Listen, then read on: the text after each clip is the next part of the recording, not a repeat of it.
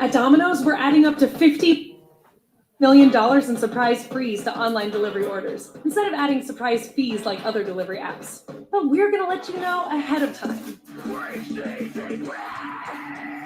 Maybe not like this, though.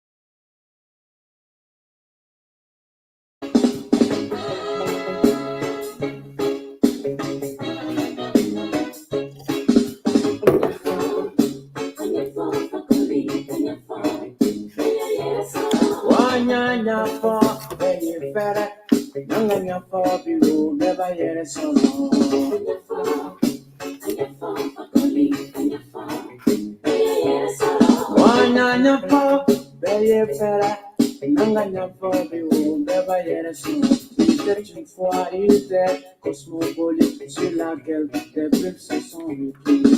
C'est ainsi que les cieux nouveaux se sont installés au XVIe siècle.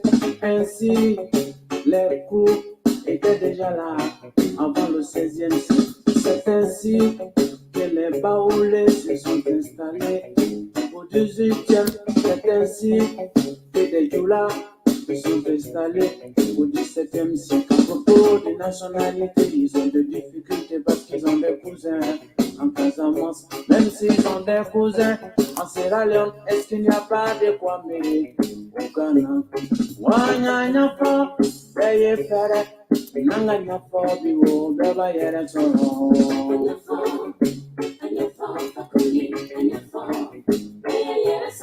Wanya fa, beye fere. Il était une fois une terre cosmopolite sur laquelle des peuples se sont retrouvés. C'est ainsi que les cieux nouveaux se sont installés au XVIe siècle.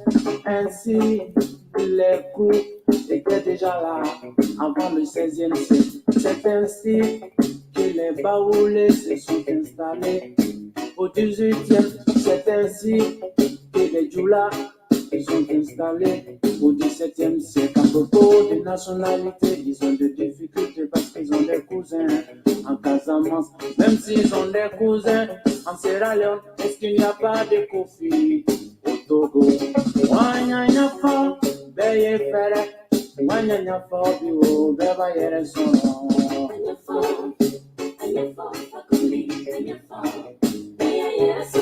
Wanya fa, beye fere. Anya for the Zakisa Loroboni.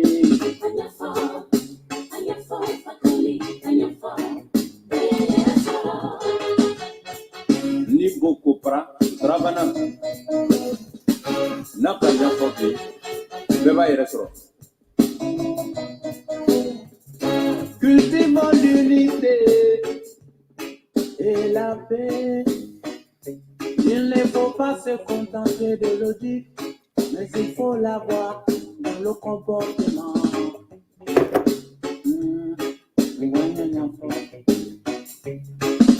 Autant on peut fabriquer des révoltés avec des doctrines, on peut aussi en fabriquer avec l'injustice.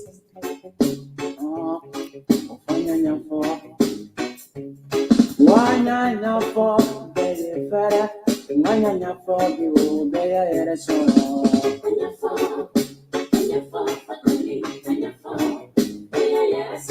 Wanya for beye fere, wanya for biwo Zakisa Loroboni.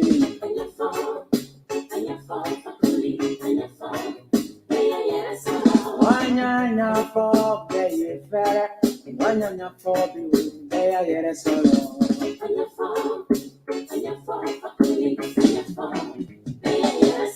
Wanyanya for pay fair. Wanyanya for the belong loboni.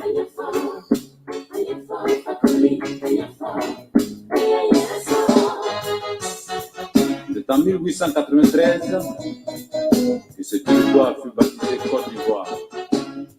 Donc, tous ceux dont les ancêtres sont nés après cette date sont ivoiriens. Arrêtez les blabla partisans pour éviter de mettre en péril l'unité nationale.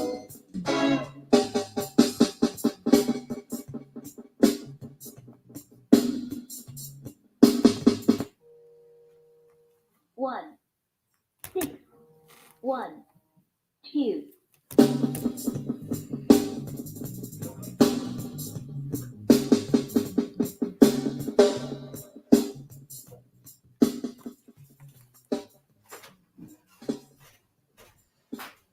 Nanganya.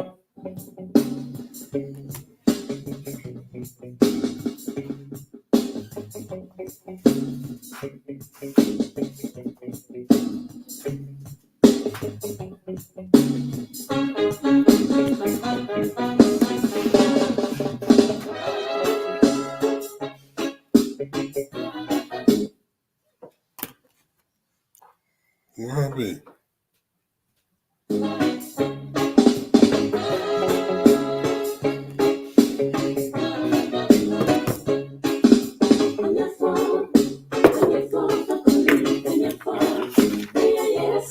Wanyanya for pay fair.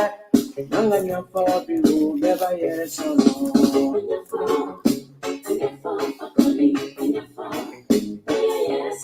Wanyanya for pay fair.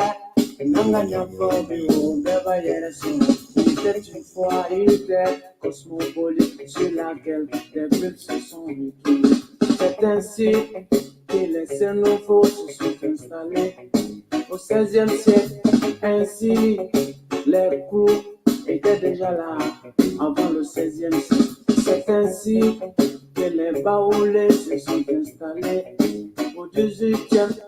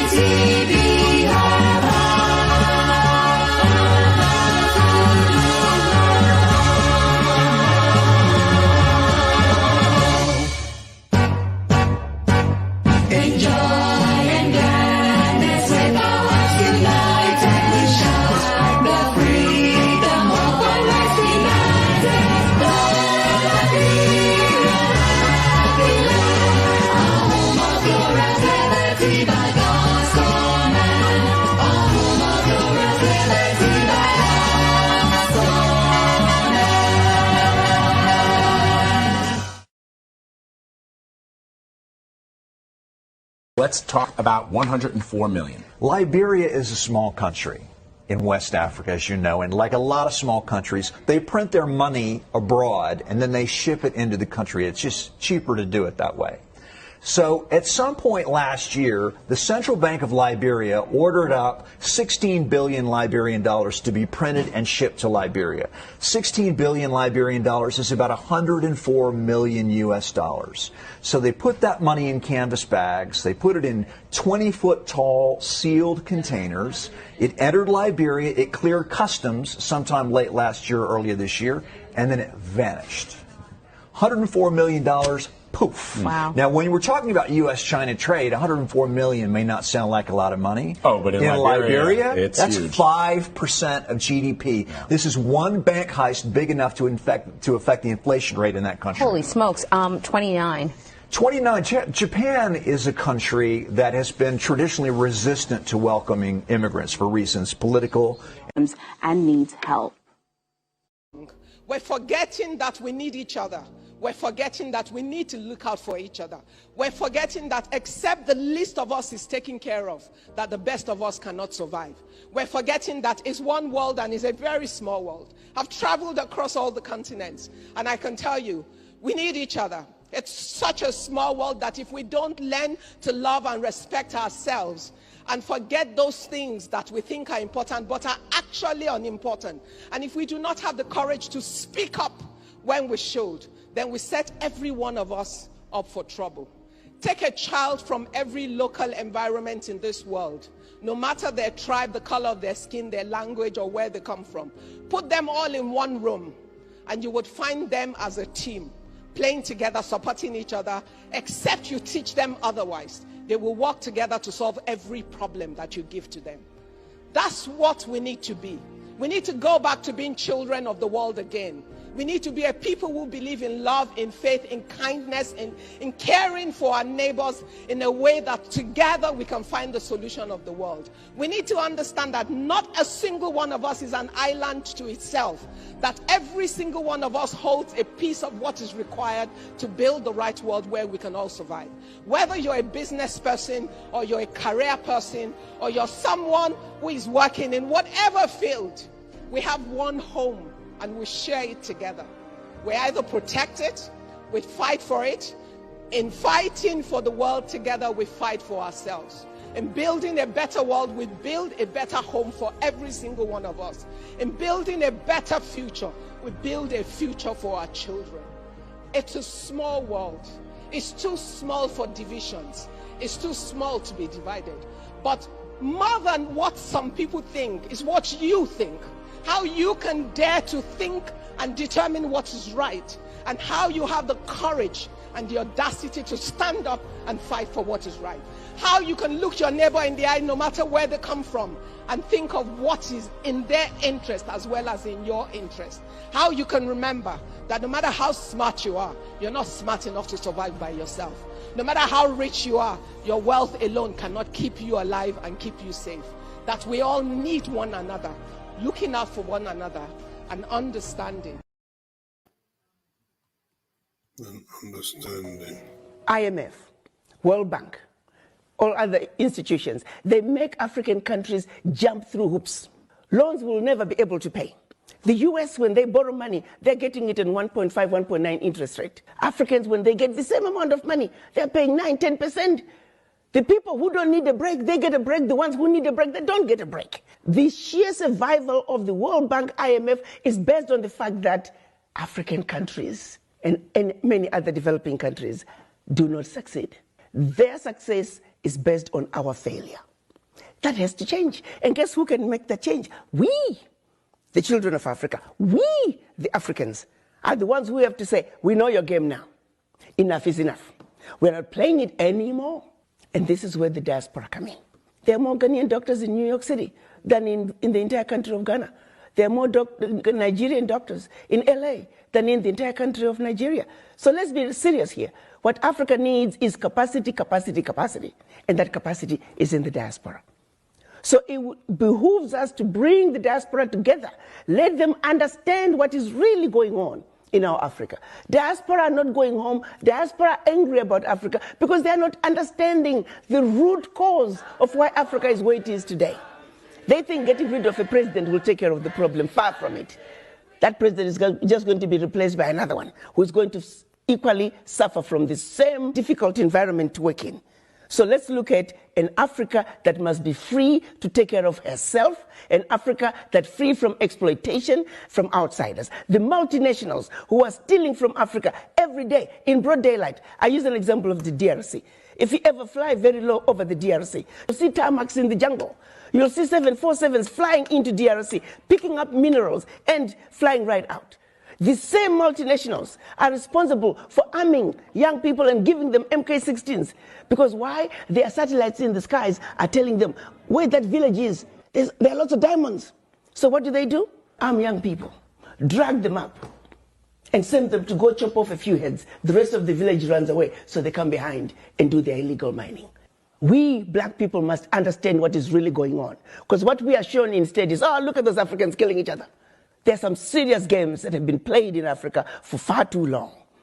And once we understand that, we can strategize as to how we can begin to bring the difference and bring the change that Africa needs. And that change can only come if the African diaspora are united. And the Wakanda villages, as I call them, it is our organized. If you want to, in a sense, eliminate corruption in a society, and we all want to eliminate corruption in a society, the most effective way to do it is to make sure you don't punish people at the bottom, you punish people at the top. I'll tell you one story. In the 1960s, when Singapore was a very poor country then, our per capita income was 500. A government minister was invited by a businessman to go on holiday, just on holiday, no bride. He and his family went on holiday with the businessman. He came back. He was arrested, charged, went to jail. After that, no more corruption. Because it's a very powerful signal that is sent when you go after someone at the top. So Singapore's experience, and it's actually quite remarkable how you have almost zero corruption in Singapore, is because we decided that the example must come from the top. This country is not about education. It's about what the Liberian people need. Our needs and wants. The leader that can provide all the best praise, look at your homes, look at your villages. You are living in huts. If book and English can develop country, Liberia is supposed to be the best country in the world. Is that true? Is that?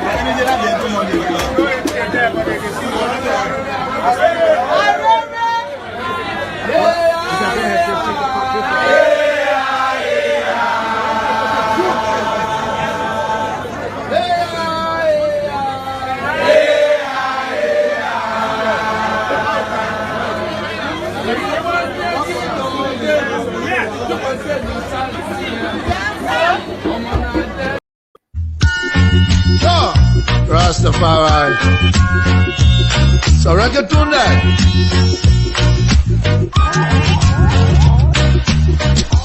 Sat at my desk.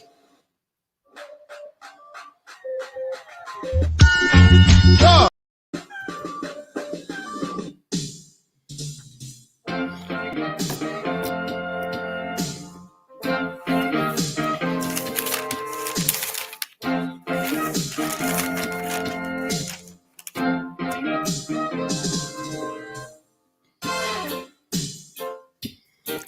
Politics in mind, huh?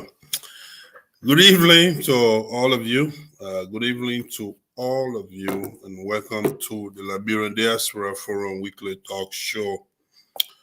Quite frankly, I'm a little embarrassed to call it Weekly Talk Show because obviously we haven't been having shows weekly. My apologies for that, but hey, that's just a nomenclature. That just don't be carried away. We love to have show weekly, as a matter of fact, daily. But unfortunately, situations don't always permit us to do so. So we'll bring you shows on demand. We'll bring you shows when we see fit. We'll bring you show when our own personal life timing permits us to do so. And so here we come. It's obviously Sunday today, October 24th, and the year remains 2021. I decided to have this show today to just talk about few things, I want to say little things, but maybe not so little, in everyone's minds. As a matter of fact, I do agree. These are not little things, as they relate to our community, right? And so I want to encourage all of you that are here already to please do me a favor. Please share the show. Please share the show. I would appreciate that. Of course, I'm always cognizant of the fact that of late, this is a show that people rather watch after the show itself, after the fact, as opposed to coming on when we are doing the live show itself. That is understandable, and we respect that. That has been our experience. I'm told some people have gone on keeping speech from each other because one person came to LDF and the others did not approve of it. So that's how troublesome, famous, notorious, Radio Kigali, some will say. But I'm proud. I'm proud to have produced a platform like this, from audio, now visual. And that yet, when the name is mentioned, at least in our community, still to the larger Liberian community, still most people still remember it. I'm truly, truly proud for having done this the way I have. I have no apology for the way I run the show. I'm proud of it. So, and the fact that you are here, if you are here now, I'm thankful to you for your support. And hopefully you are someone who's also proud of the show. So, LDF prouds itself on at least being consistent, all right, for as far as what we do, especially so as it relates to our community. Very few recent community leaders, and I mean at the federation level, FEMUSA level, we have found very few community leaders, FEMUSA leaders, who have not sat in our studios. The recent ones, of course, I'm not talking about, the rich ones, then we didn't even have, the whole social media thing, the whole show thing wasn't what it is now. Back there, we ran Madingo Nation's website. Remember that? Yes, we did that. And thankfully, we also managed that effectively. But ever since we transitioned to this show thing from audio and now visual, we have had the privilege of interacting and interviewing, having a good conversation, good dialogue, emphasis on good, with so many of our community leaders. And so it's no surprise, that many more would like to appear. And some fear the platform because it's a platform that will that takes no side, when it comes to making distinction between the truth and the opposite of truth, right? You got truth and you have falsehood, lies. We don't dwell on that. We don't dwell on falsehood. We try not to. Thank God we don't do that. And so if that offends anybody, well, you're on your own, my friends. You're on your own. We make no apologies for that. Make no apologies for that. So let me warn you that this is going to be a very difficult show for me. Very, very difficult. Difficult not because of the subject matter. I'm very comfortable discussing the issues that I've come to discuss, but very difficult for the simple fact that I haven't slept in the last 24 hours. Maybe if you look at my eyes, you can probably tell. And it's probably also reflected in my tone, in my voice. I haven't slept in the last 24 hours. I've been very busy from having a newborn, a new baby, to our friend and brother who lost his mom, to jobs, between and among those, errands, those, activities. Honestly, I've not slept within the last 24 hours. So I can't wait to get this show over with so I can head upstairs straight to my bed and get some rest to start all over again tomorrow. Enough about that. So let's get to business here. I invited you because obviously the one thing Liberia as a country and Liberians as a people, Liberians as a people, whether in Liberia or out of Liberia, the one thing that we can never be out of are things to talk about, right?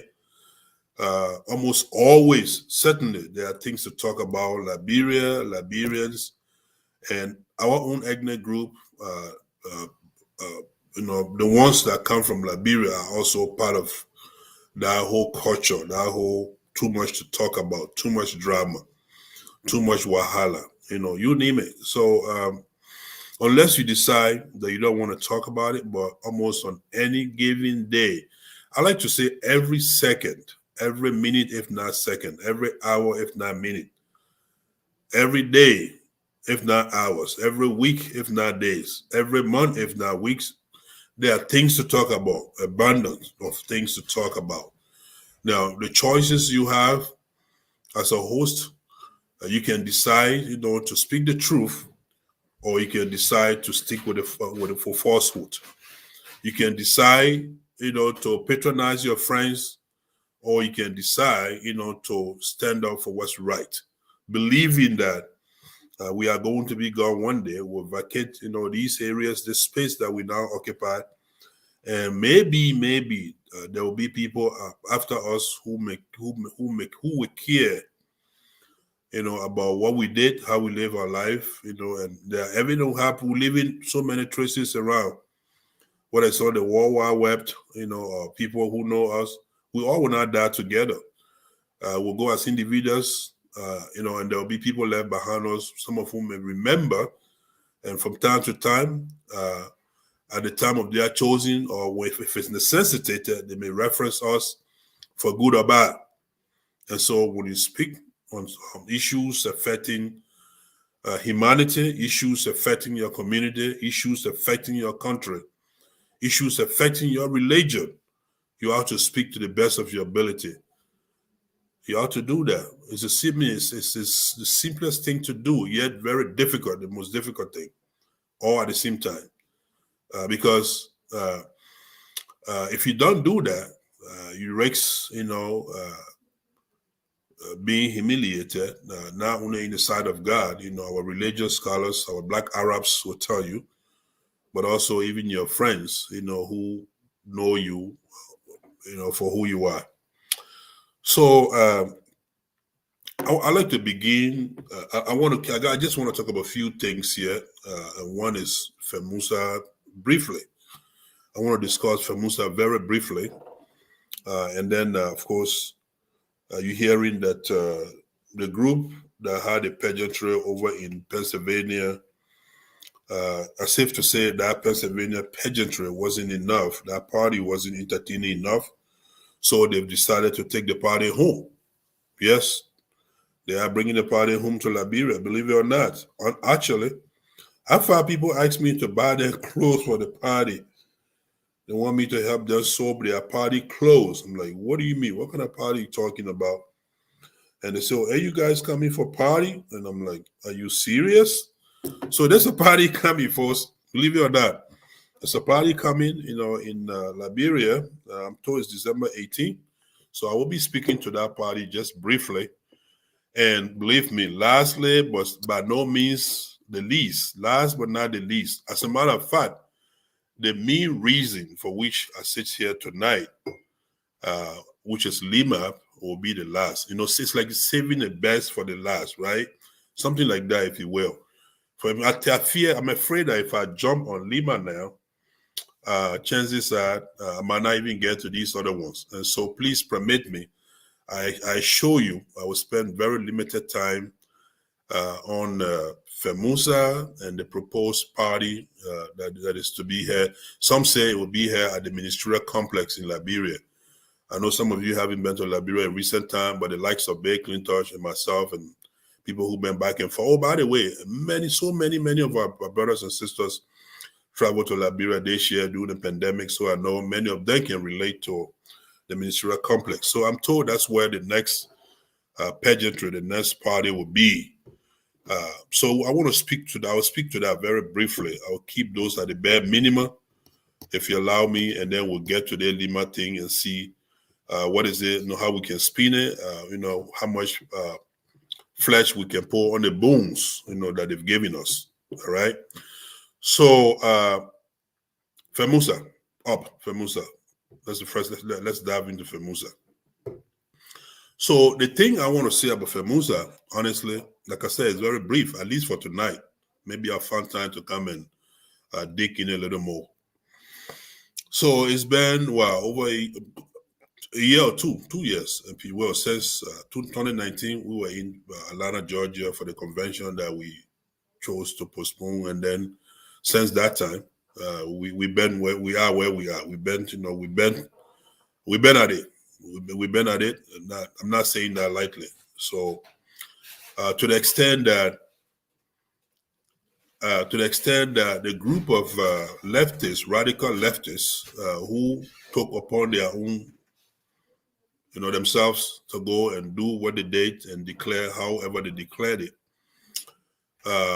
Some of us, I in particular, if you follow me on the show, I have been very, very, very reluctant to even apply the nomenclature, the name FEMAUSA to the group, because that group, for a very long time, and in all honesty, there's still part of me that believes that group is now worthy of being called that name, because that is not FEMAUSA. FEMAUSA is an institution that was established, funded, and agreed to be managed by rule of law, constitution, bylaws. And the folks, those radical leftists, they broke every single one of those, bylaws, constitution. They took off in their own directions for reasons best known to themselves. Like I said, that's a different day conversation. We can spin that, but they did that, and so for over a year now, almost, or at least go on a year. I think it's been over a year since they left Georgia last year. I think it's probably been a year now. It's been my desire never to pronounce and misapply the word FEMAUSA to that group. You will notice the last show that I had here, when I had the pleasure of having Brother Frank Sano on the show, the moment he started calling them FEMAUSA, I issued a quick disclaimer. I said that, you can come on the show. This is a show where we don't censor people.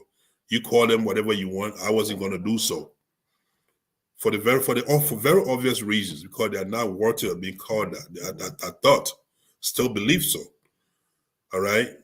Now the question becomes, I continue to hear people say, well, wait a minute, how long can the council be in place then? They say, if I believe that the council is still valid, which means Madam Hawa Corner is still the council president, still in charge of the affairs of FEMAUSA, then their question has been, how long can the council be in place? All right, for which I will continue to not only view that as legitimate FEMAUSA, but also the councilwoman's own authority. My brother, that question is a very simple question. I'm surprised you're even raising that question, because the fact remains, if the council stays in place for decades, your actions, your behaviors are necessitating that. You are giving rise to that. You are cursing that. You are creating that normal situation for which the council is not able to perform, for which the council is not able to organize free and fair election for all to participate. So forget it. Constitutionality under exigent circumstances, emergency, unbecoming attitudes that you've displayed over the years. Of course, the Constitution will take a back seat, if for no other reason, but at least for sanity, to keep sanity, for safety, security, and all of the above. So the council will still, in my opinion, for as long as it's going to stay. And there are those of us who believe in the constitutionality of the council and the councilwoman will continue to support that line. However, I have few variations that I will be speaking to here in the next few seconds. So, since that time, and after having done sufficient, analysis of the situation, after having given a second thought, some deep thought, I've come to the realization, I've come to the understanding to say, well, you know what? Look, I and my neighbors, my immediate neighbors, Mandingo neighbors, Muslim neighbors, our children have so many same names. I have a son called Muhammad. My neighbor has a son called Muhammad. They are all Muhammad.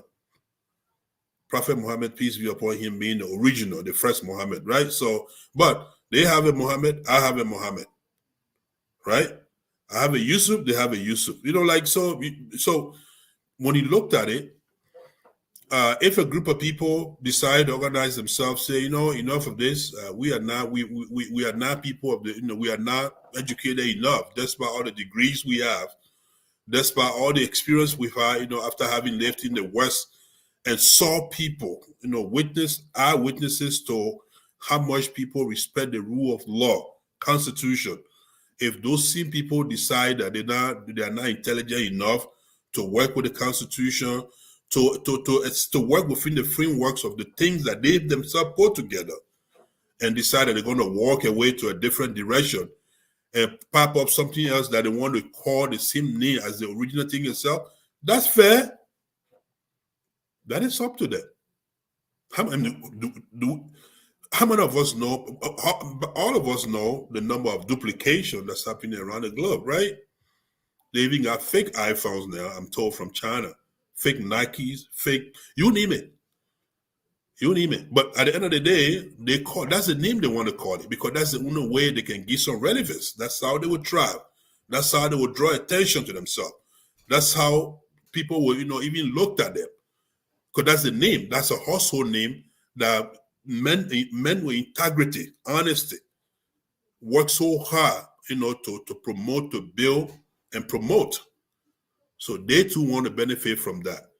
And by the way, apart from the, you know, quasi gathering, you know, association that they put together, the people themselves as individuals are bona fide members of the community.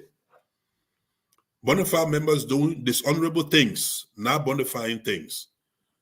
So, bottom line, I think, and I'm prepared, as of today, going forward, I'm prepared to call Tuma and her people FEMAUSA.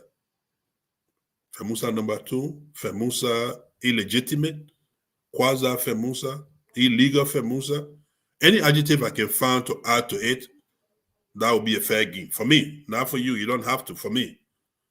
But more than anything, I want to say, if you saw my post for the show tonight, I said Tuma's FEMAUSA. That's what it is. So that is a FEMAUSA that is entirely tied around Tuma. So chances are, you know, the day Tuma decides to leave the scene, that gathering will collapse, because there are so many people together for so many different reasons, opposing interests, unreasonable, you know, expectations. In some way, without any offense to seditious, in some ways, Tuma FEMAUSA reminds me of CDC. CDC, as vibrant as it may be to some people, but the fact remains, CDC is built around Judge Weah. Period. CDC is built around upon Weah, just like many other Liberian political parties of the past anyway.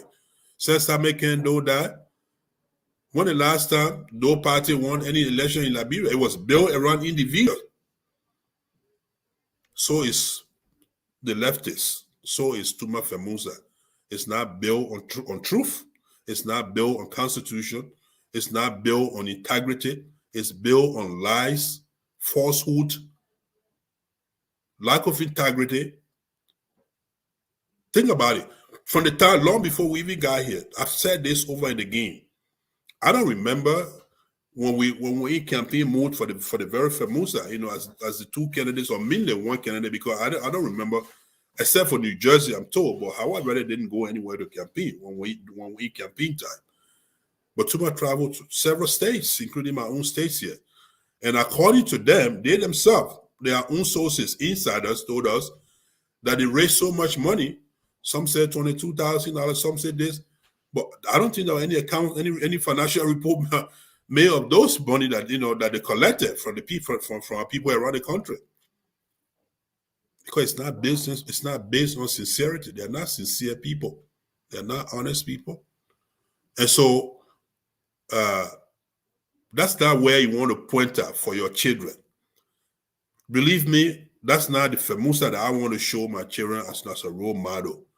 The leadership there is not what I want to show my daughter to emulate. Of course not.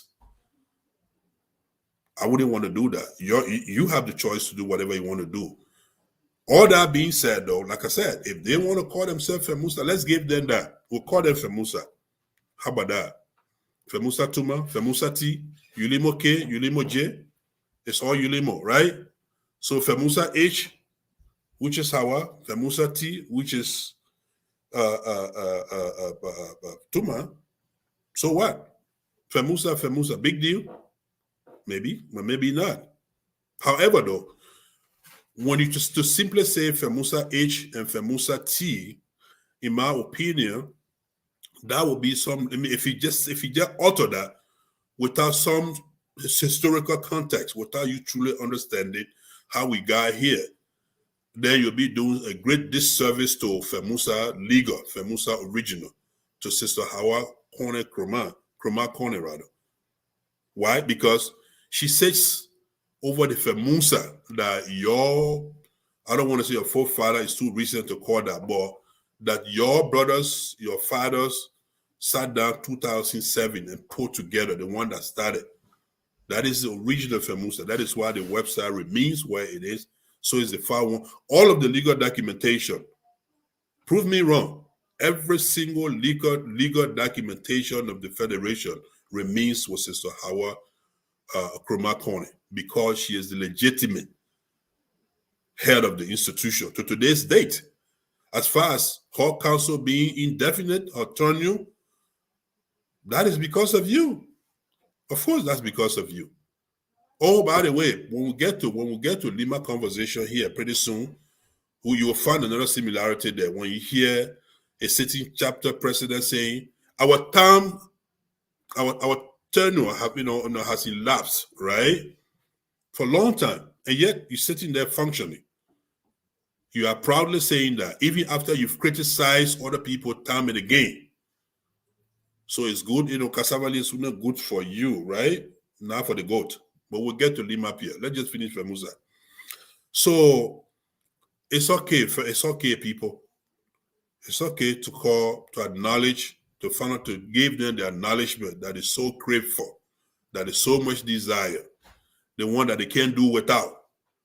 I would think if you have people following you, the power, there's so much strength, power, in number.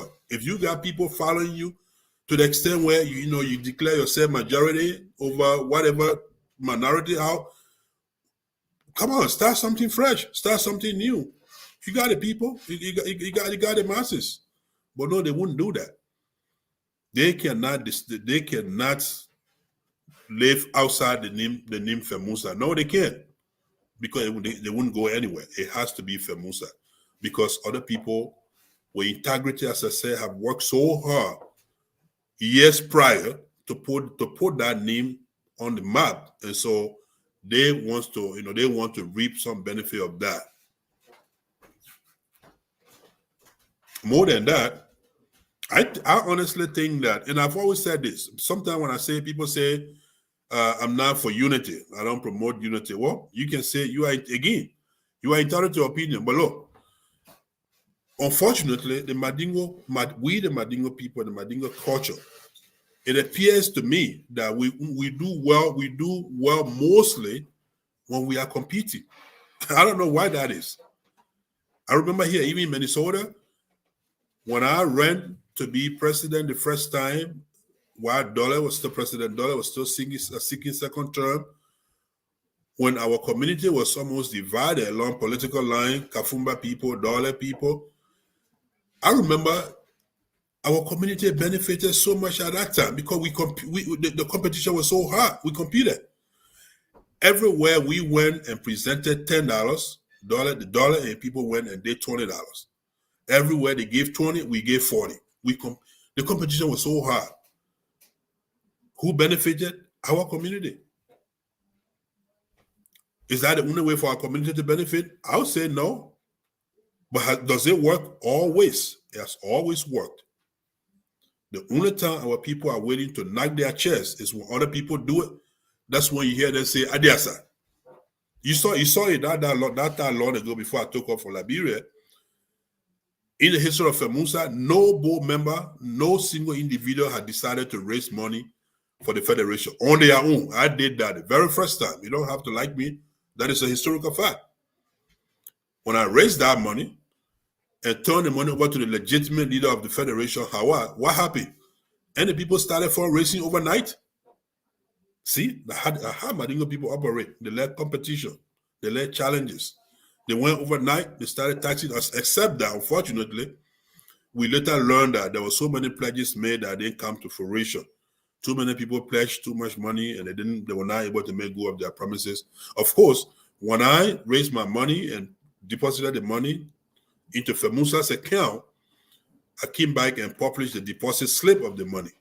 I challenged them to do same. The money they said they raised, because the money wasn't raised in actuality. But at least you saw them coming, social media, pledging, and adding numbers. And they said they raised the same amount, except more by $50. Can you imagine that?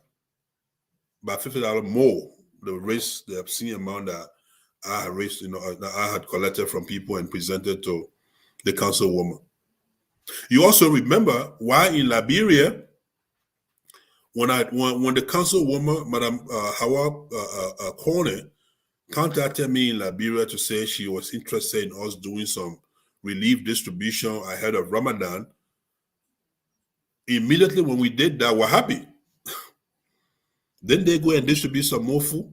The good thing is, I kind of forewarned people about that. I told them, look, we don't have a lot to give, about 150 bag arrests.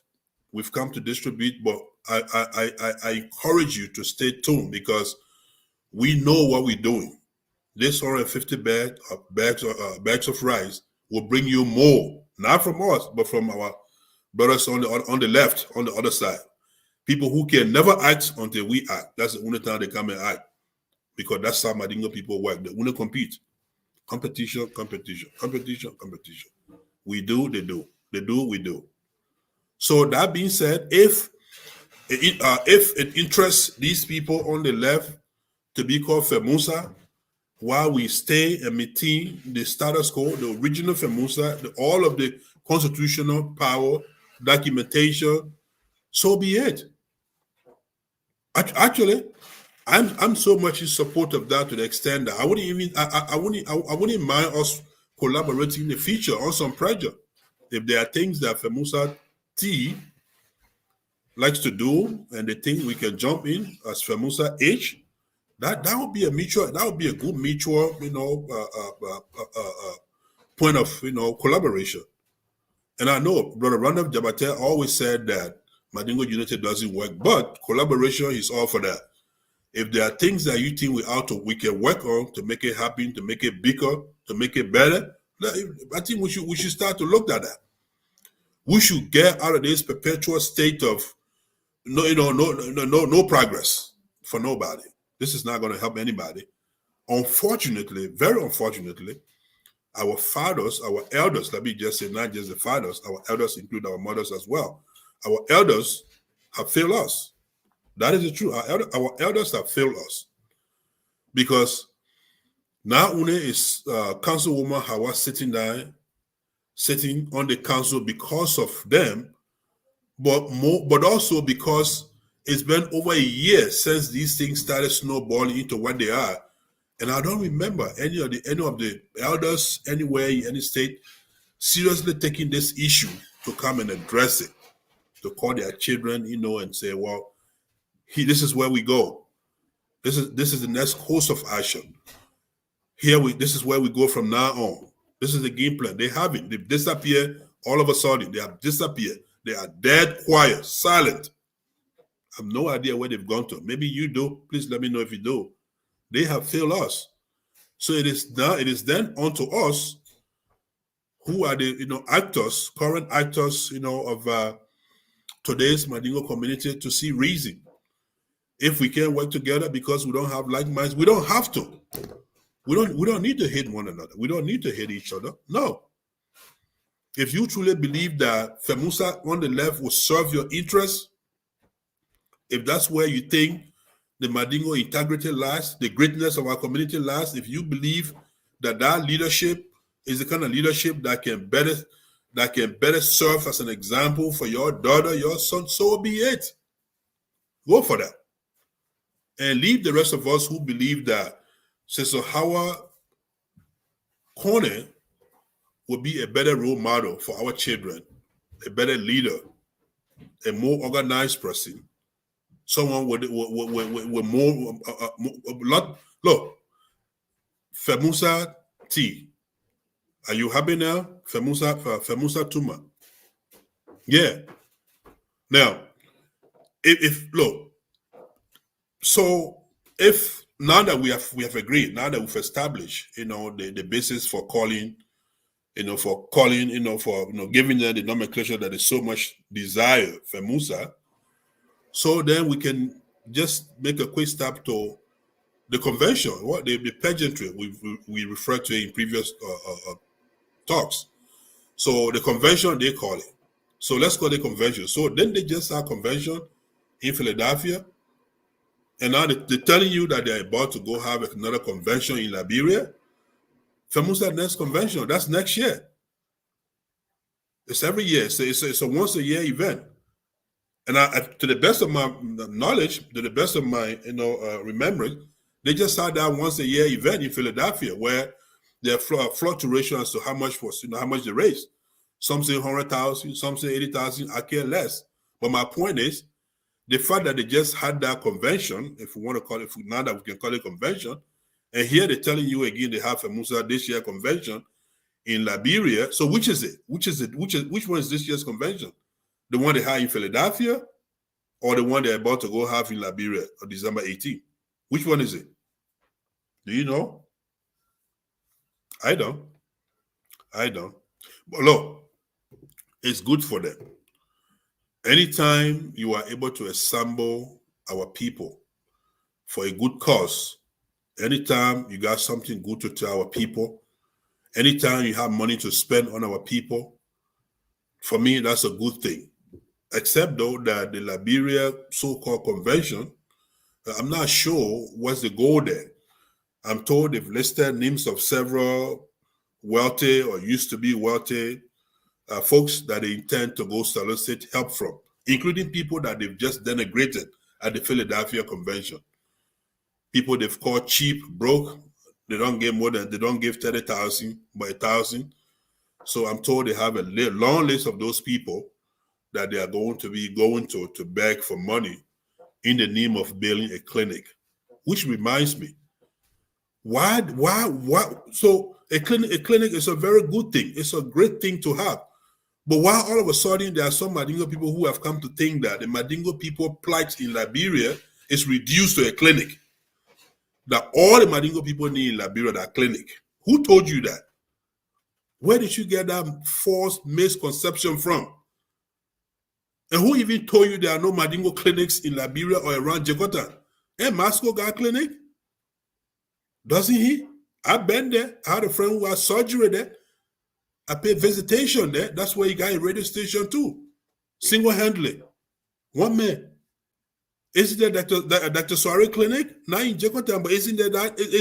Doesn't he have a clinic?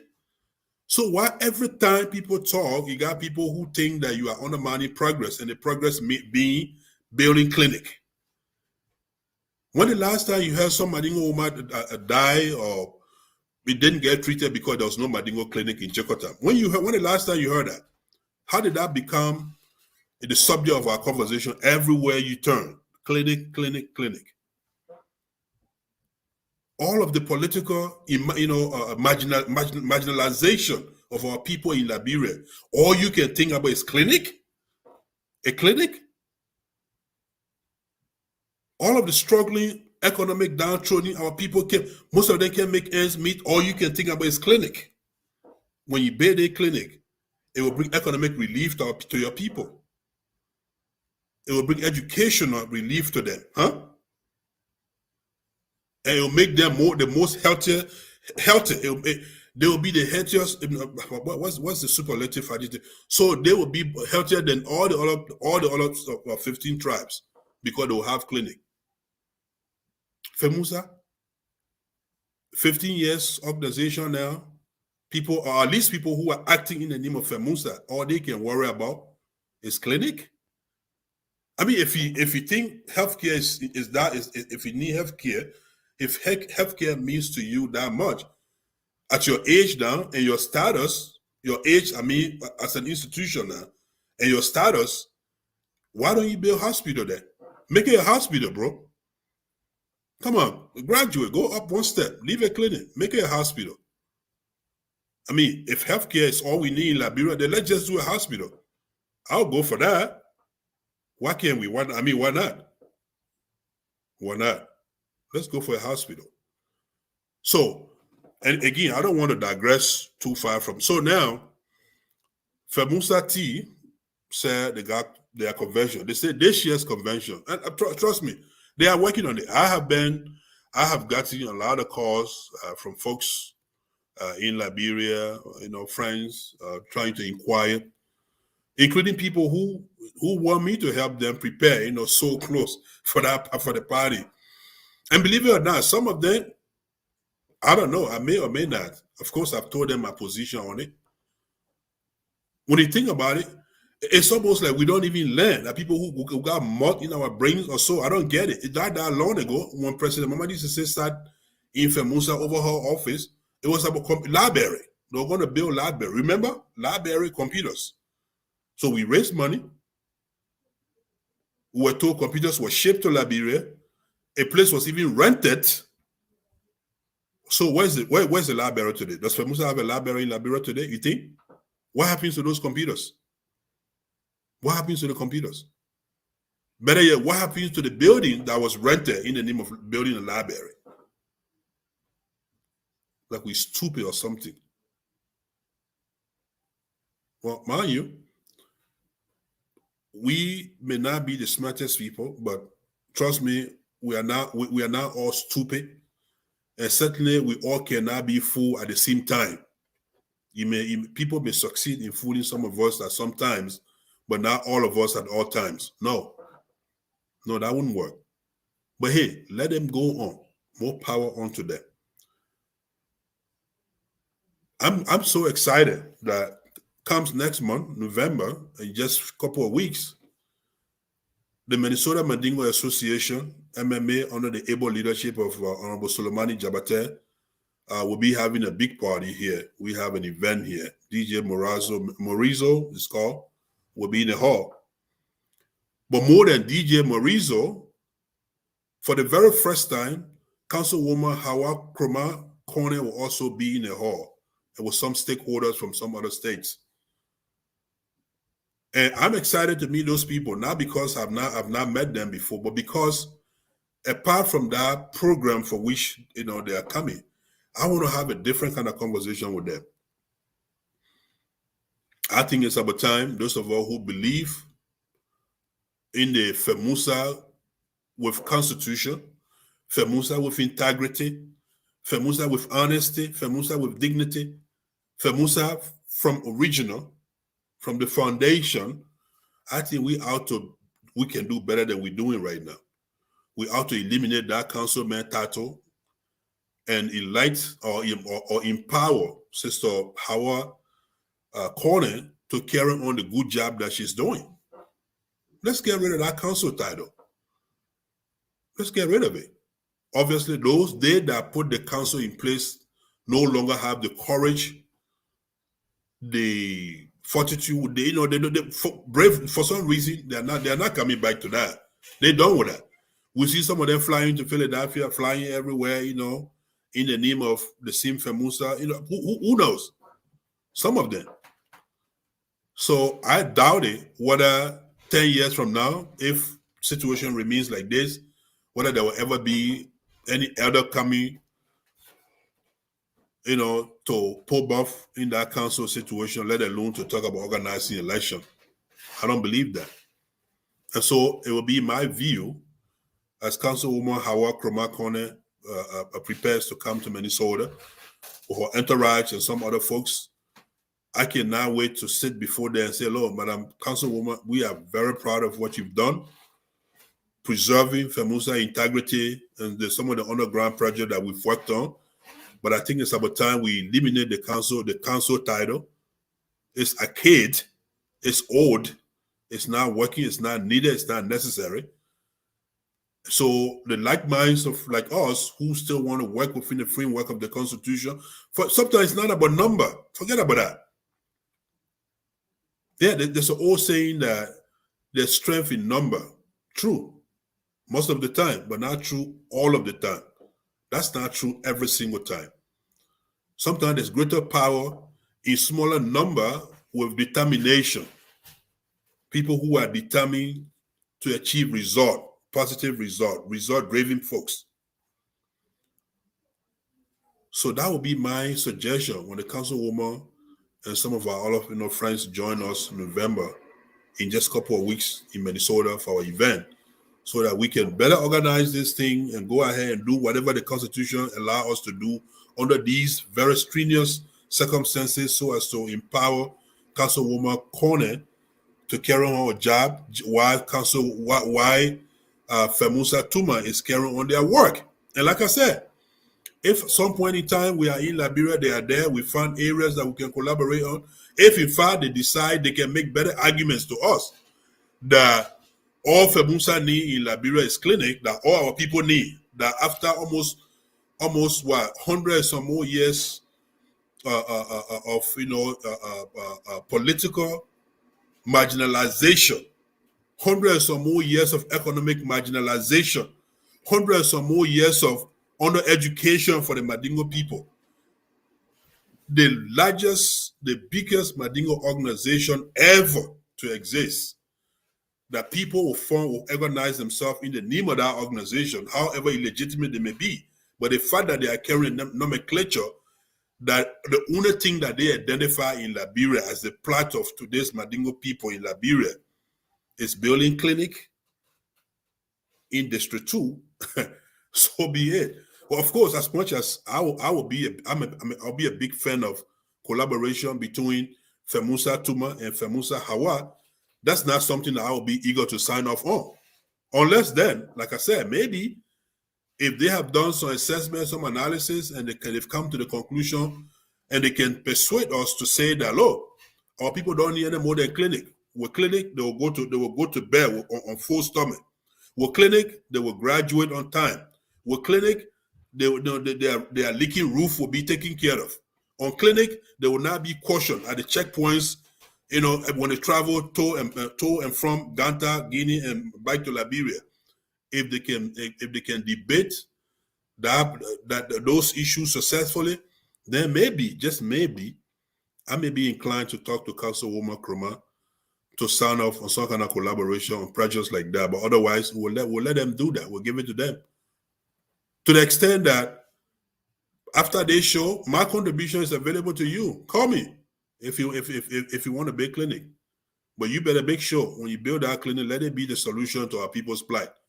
I dare you. What kind of do you have mud in your brain? Or are you even, what kind of planet do you live on? Who told you? How did you come to believe that Mandingo people only need, or their most urgent need, maybe even if it's not the only, that the most urgent thing that Mandingo people need in Liberia right now is clinic? How did you come to that conclusion?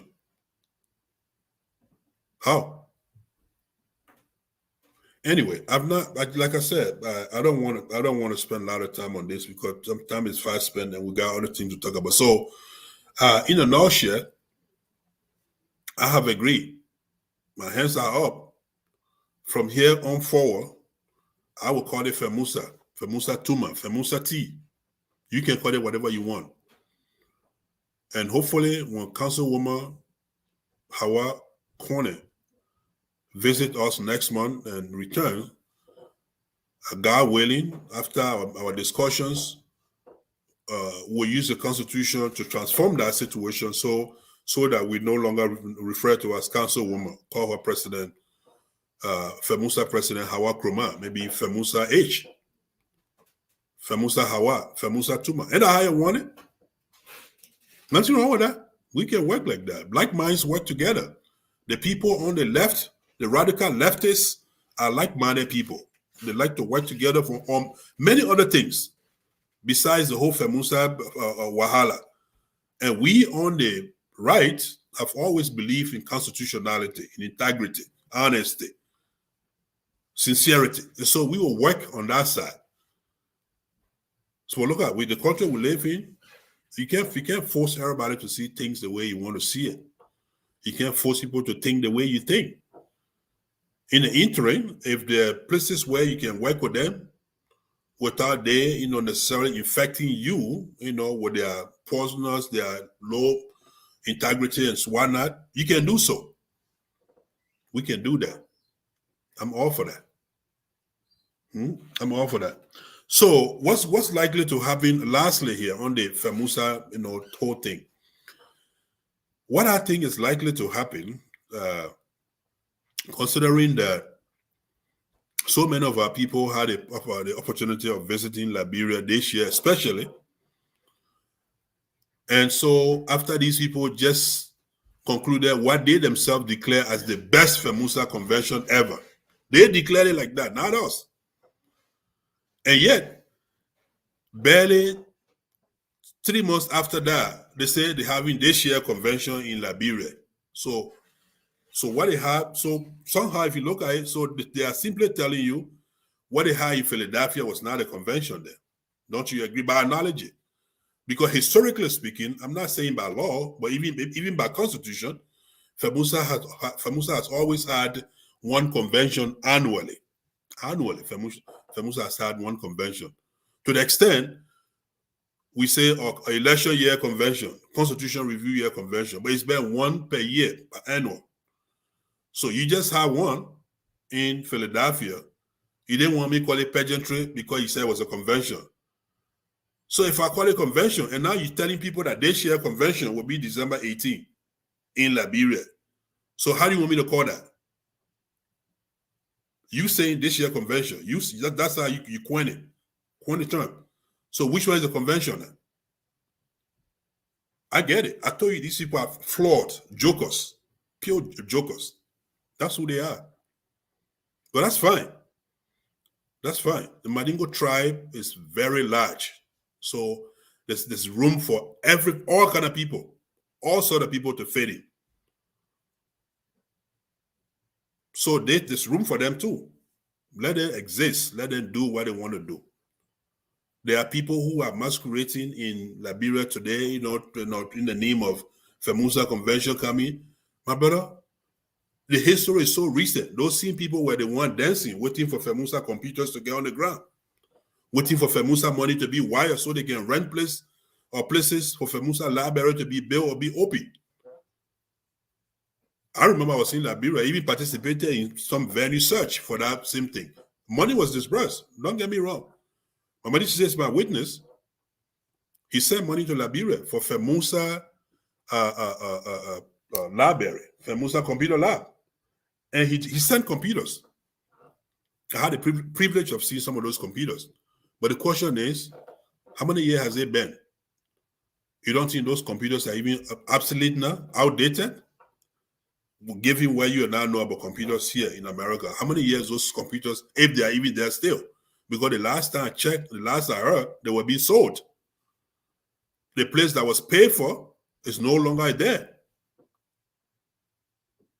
So all of a sudden, the switch gear on us. The switch gear from computer lab, from library to clinic. Now they want to build clinic.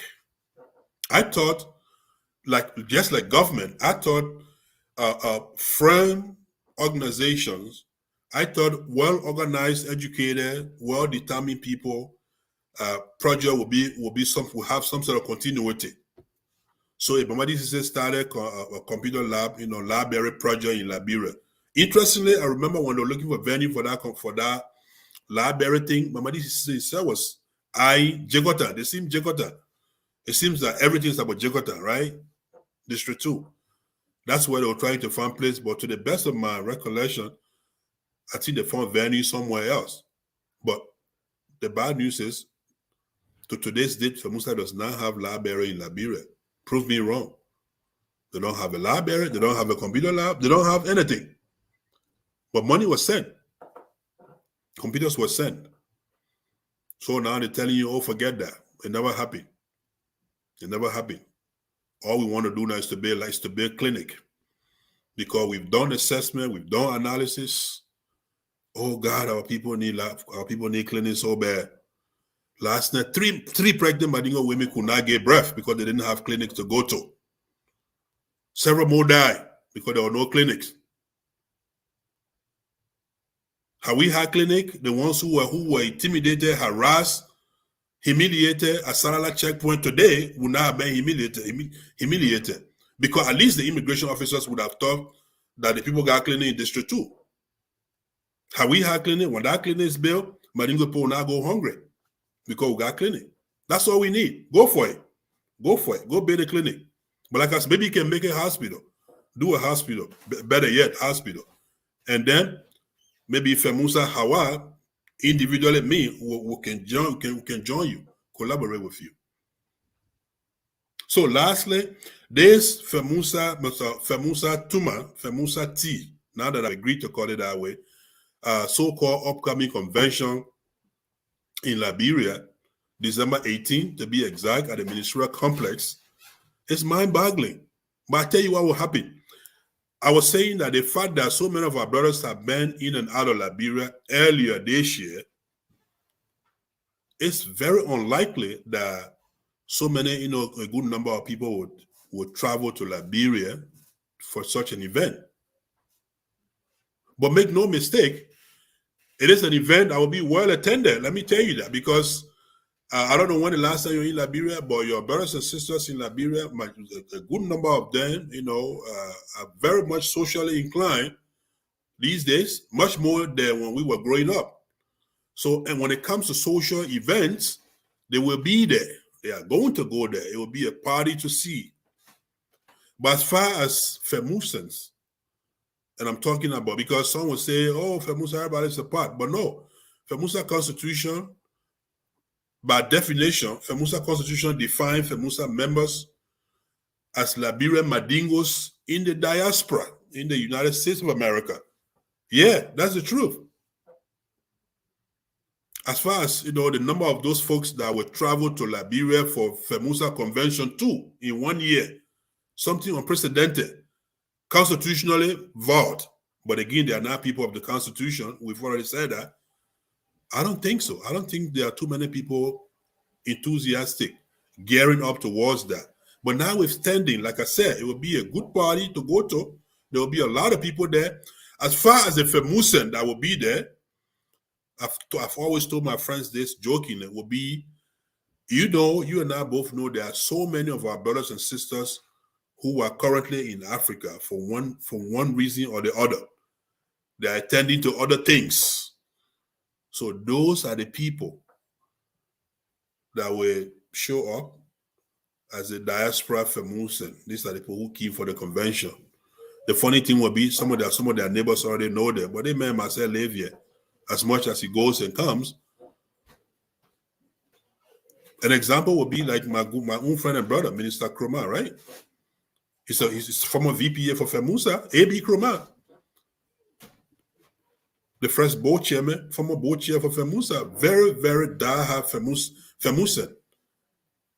But he doesn't live, he comes and goes. He lives in Liberia now. But if A.B. and Minister Kroma, Brother Famo Corner there, or all the other people that are there right now currently, but Brother Kim Mohammed, the people that are championing this so-called, convention, if those people show up in the hall and say these are the people who came for convention, will you say that lie? Of course you can't say that. Yeah, they are from here. They are bona fide members of FEMUSA. Unfortunately, though, they again, like all other time, they will be lying to the people by putting on the impression that they traveled there for the convention, for their so-called convention. Yet again, after much declared successful convention in Philadelphia by them. They will show up there in number. They will put our people under the impression that they travel all the way to Liberia for convention. But it is what it is. People come in all forms, shapes, and sizes, so you got to deal with them as they come. So that's what I wanted to say about the FELMAUSA thing. I told you I wanted to keep it brief, but it's certainly a topic that I have so much more to say to, but I wouldn't want to bore you with that because after all, we came here specifically to highlight the recent election in Philadelphia. That is the beef, the meat of today's unusual show time. I mean, I can't tell the last time I had show this time of the night. Usually we come 3, 4, 5, but to wait this late, there are reasons for that. So, but let's jump and let's take a 30-second, a minute break, and then we can jump into LIMAP here. So as we prepare to jump on LIMAP, Brother Frank Sano, if you're on the line, I know you are. Uncle Leo Sese, Amara Scientist, Kamara, what is it? How you call it? Honorable Bill Clintosh. If you guys check your messenger inbox, I think you will see that I've sent you invitations. So you don't have to come if you don't want to, but out of courtesy, I send you invitations so that you are more than welcome to join me in studio, because like I said, you live on the East Coast, so no matter how much information we get here, at the end of the day, seeing is believing. You are there, you are eyewitnesses to the events that are unfolding, as opposed to we will get in second or even third-hand information. So that's what we'll do. Let's take a quick break, inshallah. Then we'll come back, and Rastafari. So reggaeton that.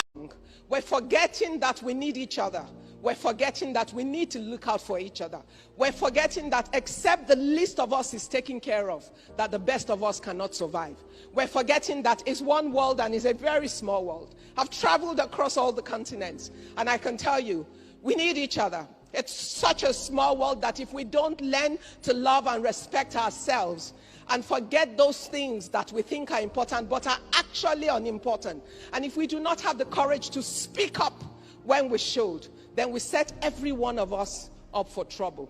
Take a child from every local environment in this world, no matter their tribe, the color of their skin, their language, or where they come from.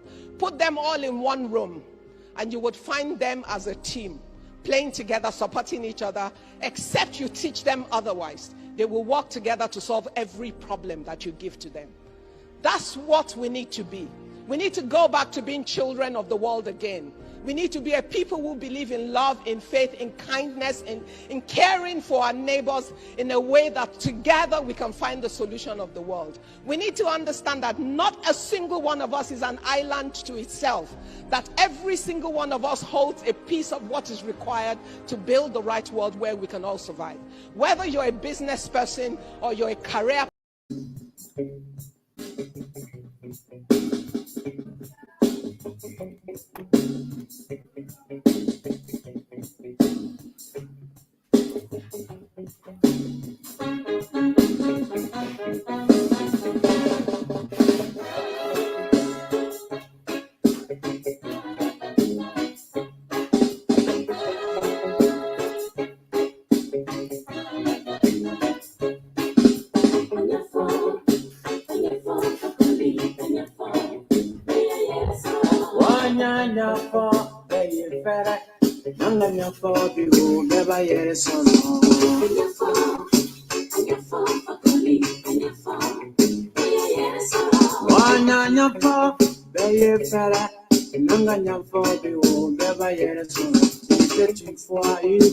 cosmopolite sur laquelle des peuples se sont retrouvés.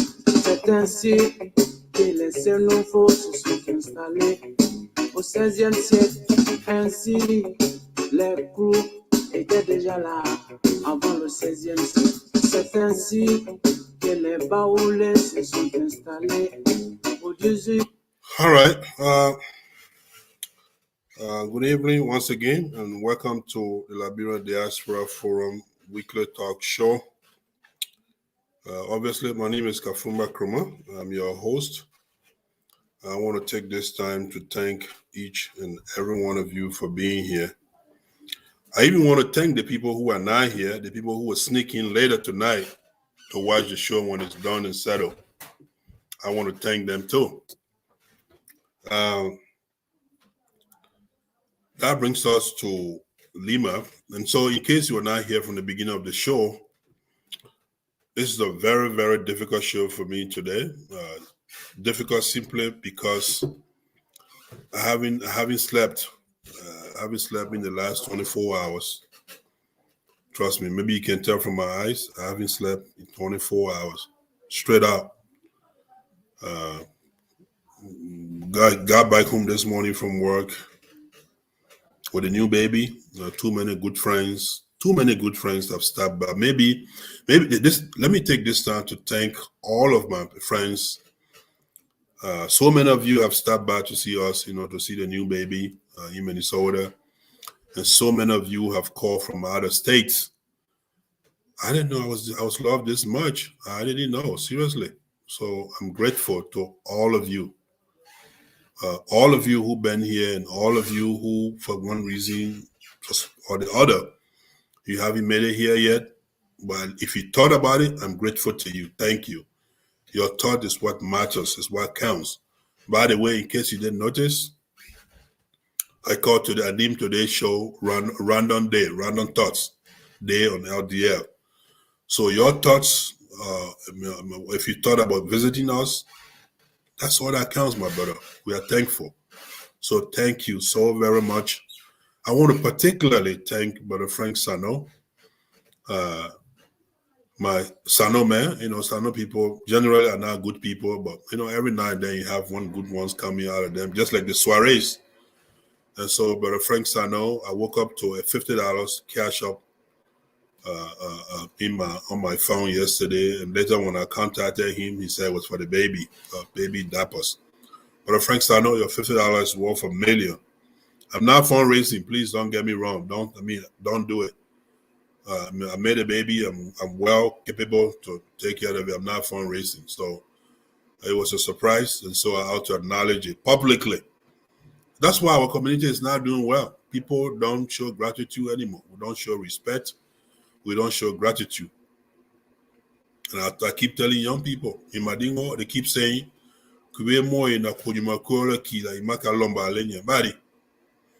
so there's time to say everything. So thank you to all of you.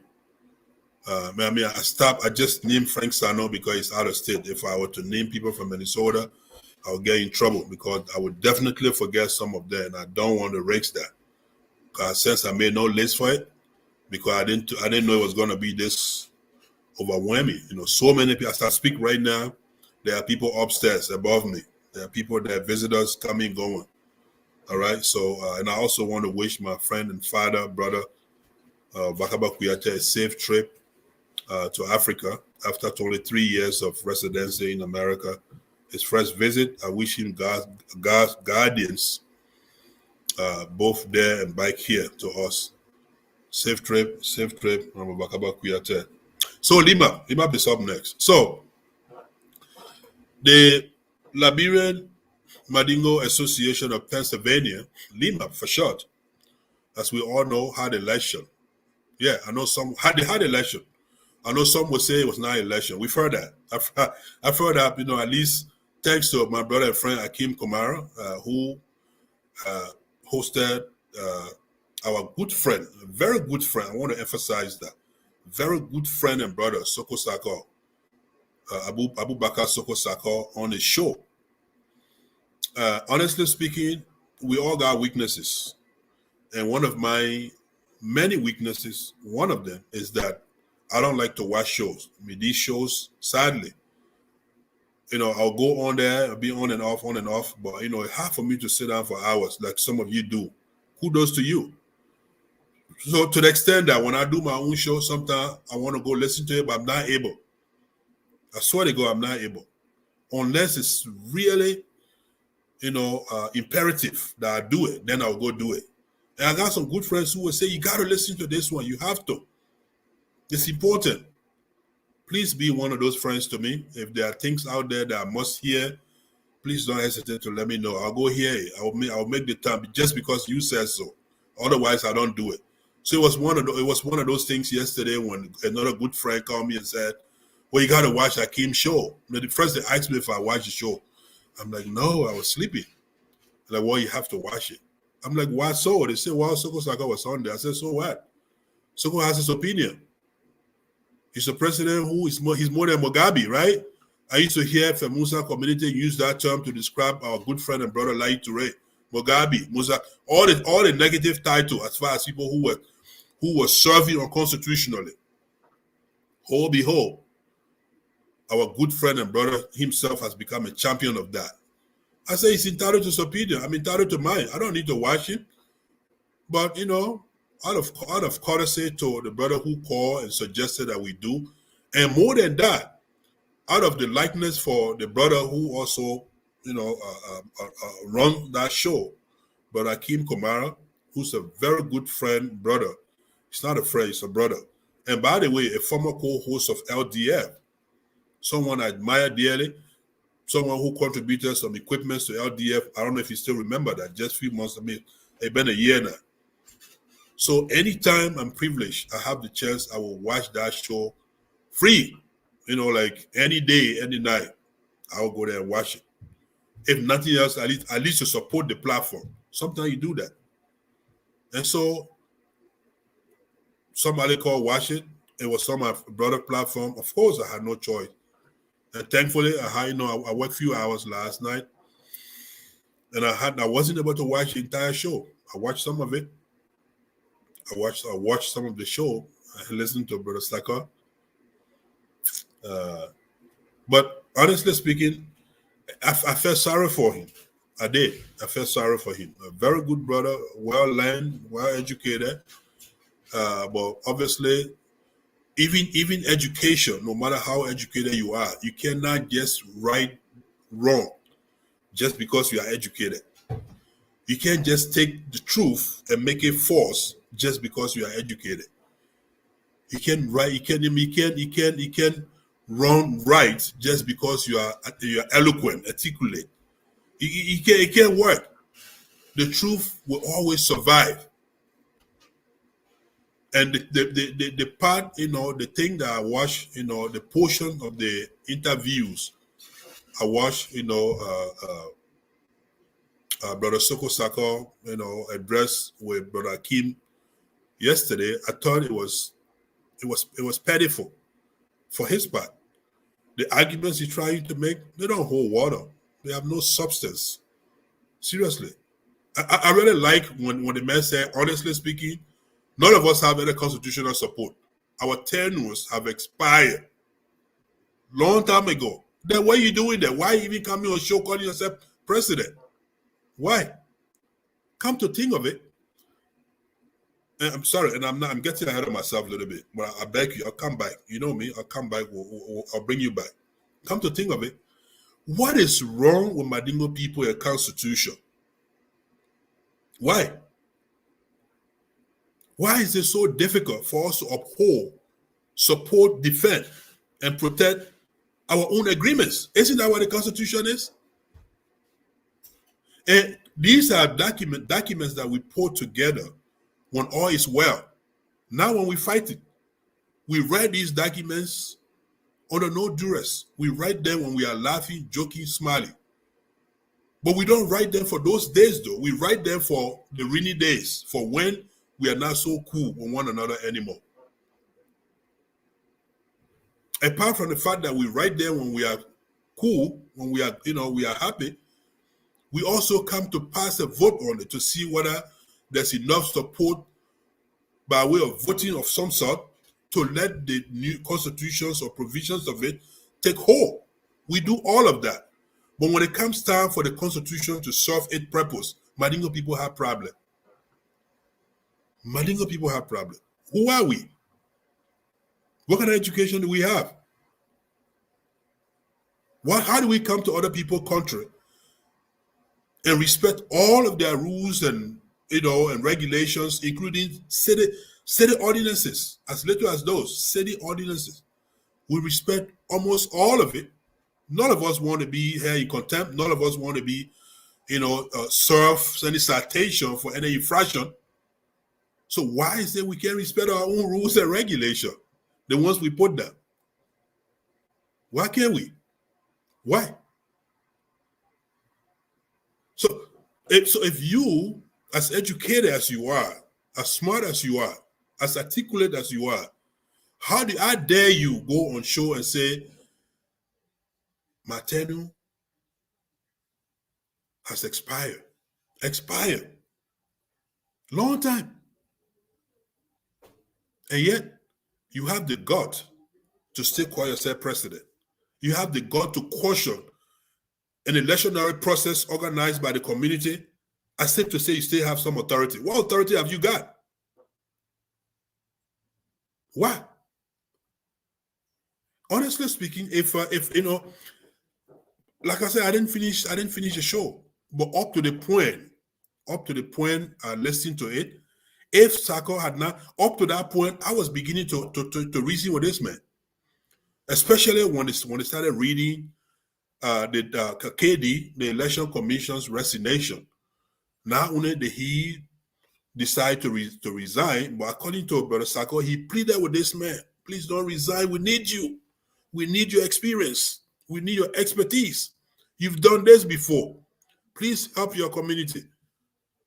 All those pleas fell on deaf ear.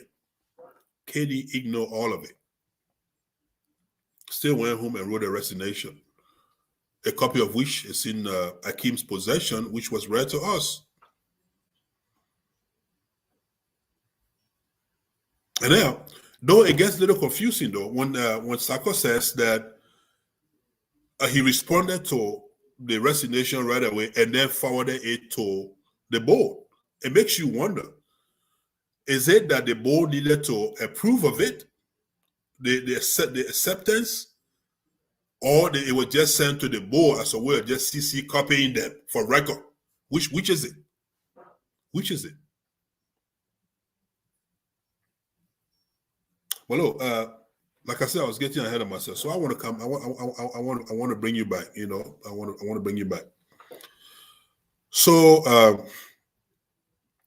I have a copy of LIMAP's Constitution in my possession. Truth being told, I have not read the entire thing. I've just kind of skimmed through it, just looking through various pages. And something that caught my attention. If Sako said that all of the elected officials of LIMAP, including himself, the board members, all of them were were out of date or are out of date right now per Constitution. That all of their tenures have expired. I don't know because I think Brother Leo, Amara Science, you guys from Philadelphia. I mean, I want Leo. You got the invitation. Can some of you, Brother Frank Stano, please join me in studio? I got a few questions I want to ask about LIMAP. Seriously. So LIMAP Constitution puts board members' term of office at 4 years each. 4 physical years, it says. I don't know how long Sako, office term was. Honestly, I tried to scan through it. I don't know. 2 years, like MMA. I don't know. So, but assuming, don't get me wrong. Assuming that his is 2 years and the boss is 4 years, which is usually the case whereby the boss has a little more. Not always, but sometimes, because the idea is that the board or some board members or the entire board will be tied to work on transitioning, or ushering in a new administration. So usually, sometimes a board will have a little more time than If that is the case, then I'm curious to know. Brother Frank, can you 5. Sorry, bro, Frank. I declined the call on the direct line. Can you, if you don't want to come in studio, then please let me learn. Then you can call the phone number later. Otherwise, you can come in studio too. You have the link in your messenger. My apologies, folks. So, I'm inclined, or I'm wondering, not inclined rather, but I'm wondering whether they both had a little more time, than the other executive, officials in terms of, tenure, so that when Soko Sako tenure expires, there will still be a board in tie to manage the affairs of the organization and to also usher in a new administration. I don't know. I'm just saying. I'm not saying that is the case at this point, but sometimes that's what you see. But look, up to that point, I was beginning to think like, whoa, this is going to be a tough thing for Brother B and Kamara, because if KD, the election commission chair, came and resigned in writing, and that writing was acknowledged, sent to the board, and the board approved it, perhaps. And then all of a sudden, the election commission chairman was told to bring back $7,000. I believe $7,000 that was supposed to be in possession. Instead, rather than returning that money, he started to send letters out, communication out about election coming up. I was beginning to wonder whether he had any authority to do so. I was beginning to wonder that, up to the point when Sako reached the point of saying, well, honestly speaking, all of us, and I'm quoting this point, all of us tenures had expired. And then I thought, case closed. Case is closed, my brother. Case is closed. If your tenure expire, you don't have any constitution. You don't have any more constitutional power than any other member of that community to reorganize the community. When you even look at your constitution, the dissolution clause, that's interesting. It doesn't give you, if for whatever reason. So if last year elections were, let me tell you what happened here. When I was president for MMA, an election time came, I tried to organize the election per the constitution. I don't know how many MMA members online now that can remember that. But some people suggested to me, I think we had that meeting in Brooklyn Park at the sub police station there, conference room. Some people suggested that our election time has changed. When our voting time was getting more and more closer to winter time, cold time, snow time. So it was suggested that I should hold on until we get in summer, so we can get back to what used to be our preferred electionary time. A time when most people will come out, a time when it's nice outside, not so cold, not slippery to drive.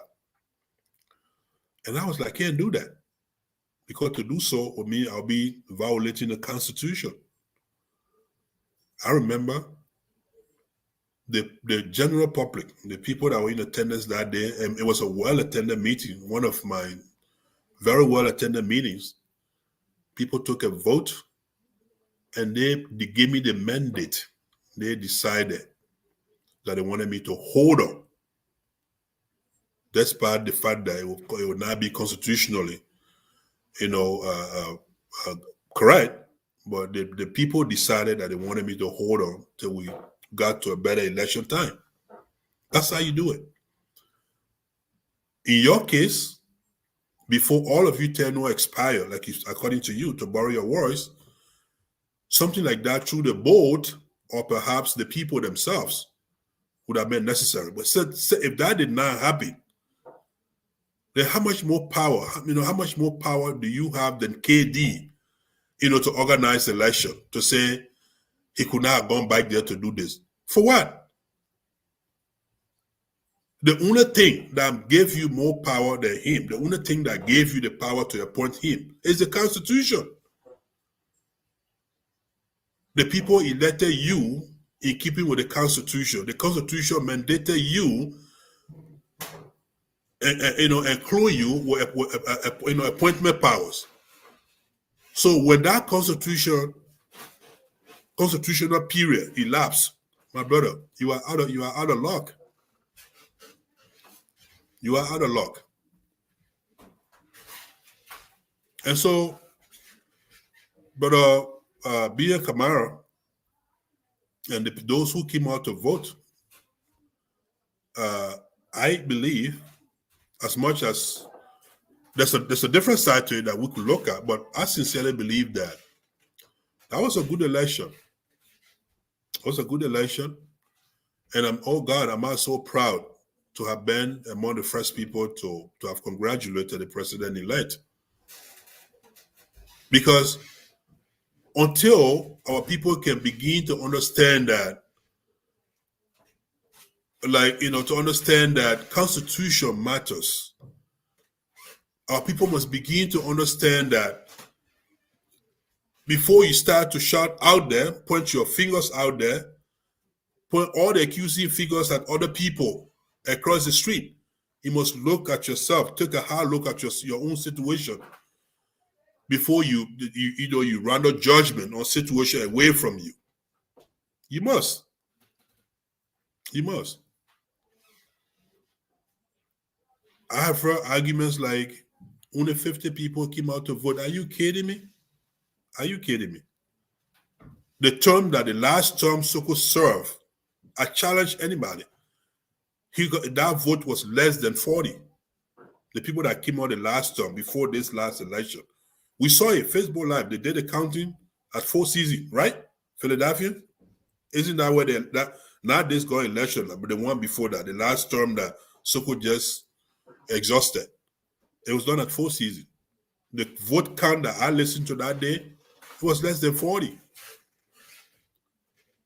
So how do you question 50 not being? Look, if you have problem with only 50 people coming out to vote, that is a good problem, but it's a different kind of problem. I'll tell you why. The problem with only 50 people coming to vote in a state like Pennsylvania, a city like Philadelphia, the problem with that is bigger, way bigger than you think. The real problem with that is that it means that our people are not interested in all these organizational things anymore, especially in Pennsylvania. That's what it means. It means that the vast majority of Mandingos in Philadelphia are no longer interested in your LIMAP. That's why they're not coming out. That's why they're not coming out. That's why the election before now you had less than 40. Now you got 50. And yet we are under the illusion that when it comes to Mandingo activities, a chapter organization, Pennsylvania is the most, liked or most populated or the one. That's not it. So now we're beginning to find out that that's not even the case. Granted, don't get me wrong, Philadelphia, by all account, remains the seat of the highest number of Mandingo people in these United States of America. That's where you find the most Mandingo people. So any event to Philadelphia is bound to be successful. 1, 4. The 4C people will tell you that. 4. Hold on 1 second. 5. Hello, Uncle Leo. Yes, assalamu alaikum. Wa alaikum salam ta'ala wa barakatuh. You saw Opon. I'm trying to log in, but the link you say is not working for me. Maybe because I'm at work. Oh, okay. I don't know. All right. So okay then. So you want to do your import by way of phone? Yeah, but I really wanted to so people can see my face. I really wanted that. Yeah, but so can I? So I don't know what's wrong with the link. You want me to send it again? Yeah, send it. Okay.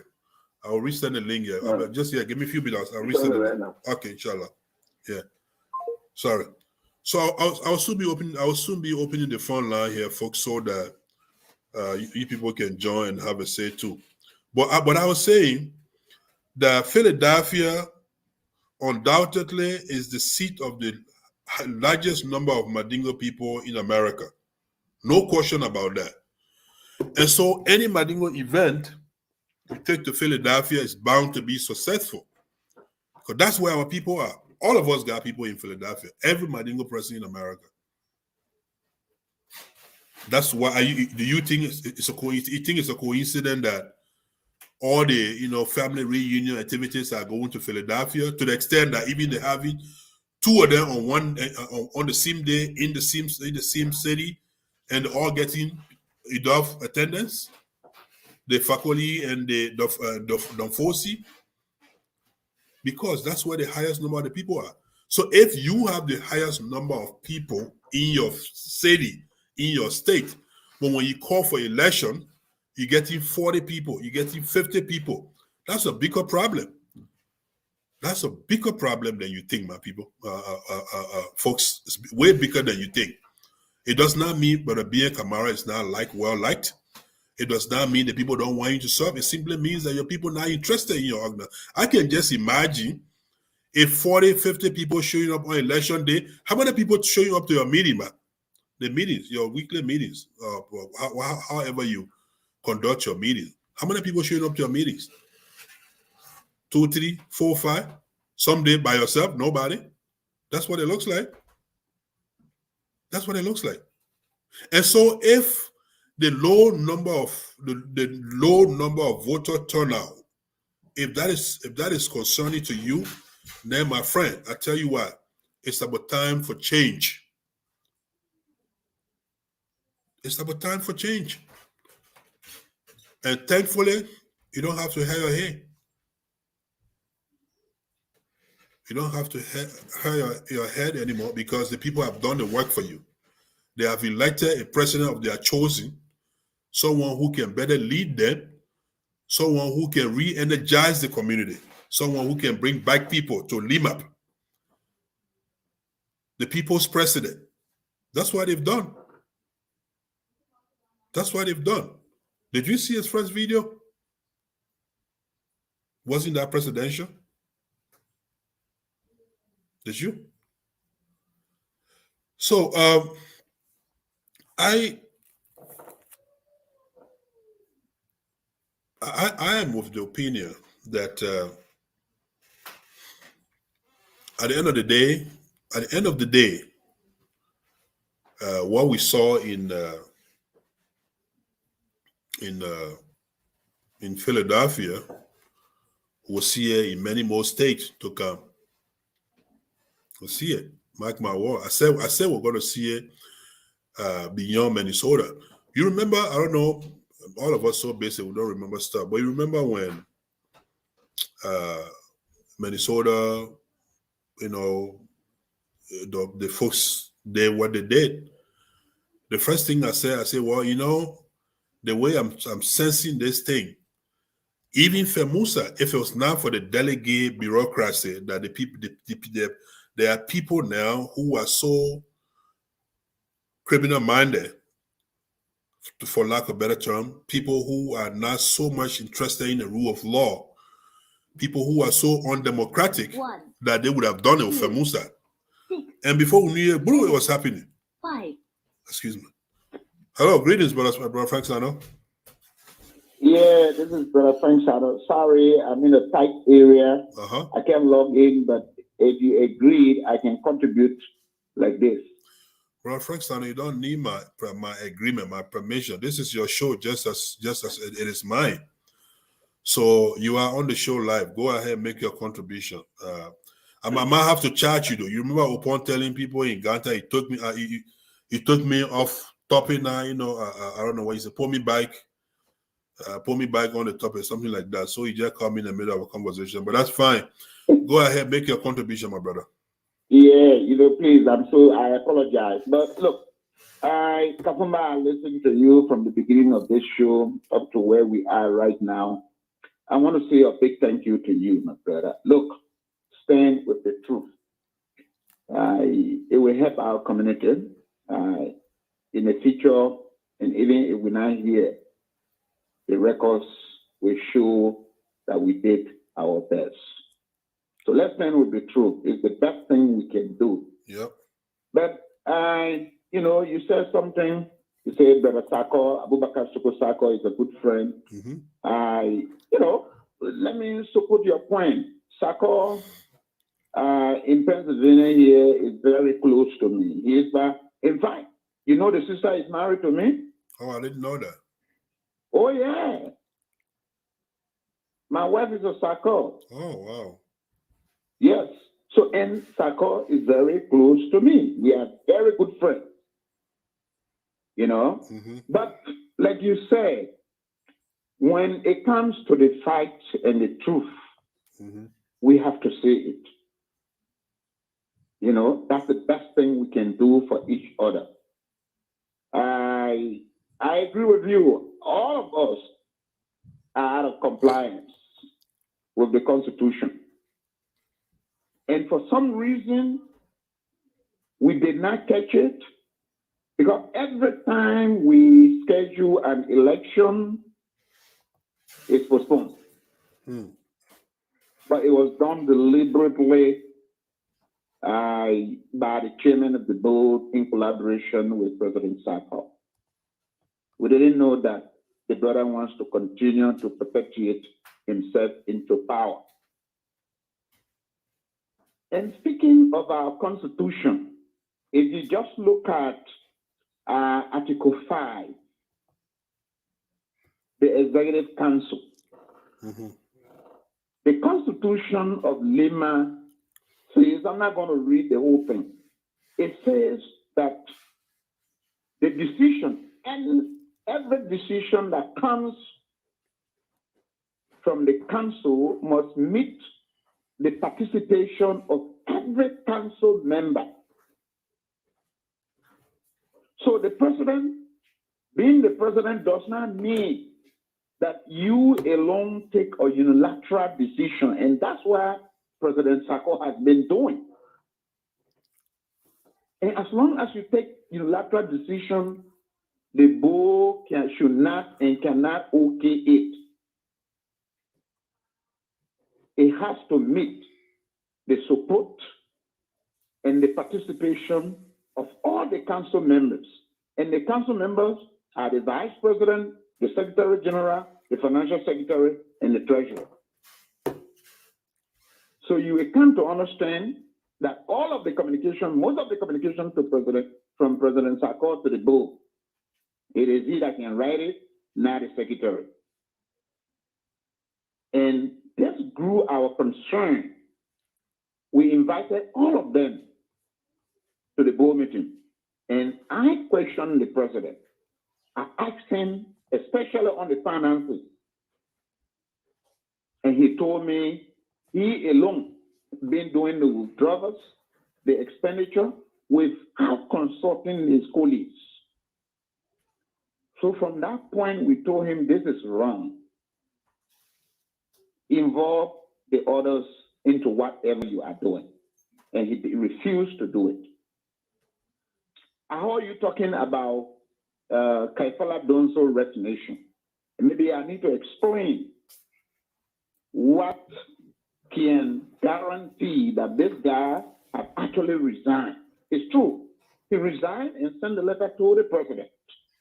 But what the president failed to do is to follow the steps that are laid in the Constitution before the letter of resignation can be accepted. If you don't do that, the letter of resignation, we can't accept it. And if you follow administration, even if a president appoints somebody to serve as a minister, the minister can resign.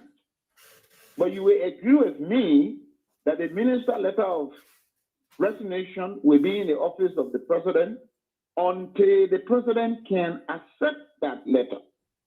That man is stay on.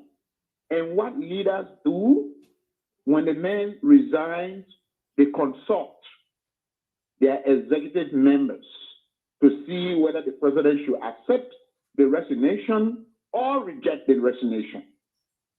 Now, what President Sako should have done was to share that very letter with the vice president, with the secretary general, with everybody on the executive council. He did not do it. He took a unilateral decision. And when we saw that on the board, we invited Brother Donzo and talked to him and told him that, look, we need you, the community needs you, reconsider your decision, withdraw that. We did not write Donzo. We decided to do it because we are community members, because writing him is not our responsibility. And he promised that he was going to withdraw the letter of appointment, of resignation, which he did. He withdrew the letter he wrote, and CC Kape, every board member, that he has agreed to continue his work. Brother Frank, when he withdrew his resignation letter and wrote and CC copy every board member, did he also copy Soko Sako? The letter was addressed to President Sako. Okay. So Sako was served. After the letter was addressed to him, CC copy to board members. Okay. You understand? Yeah.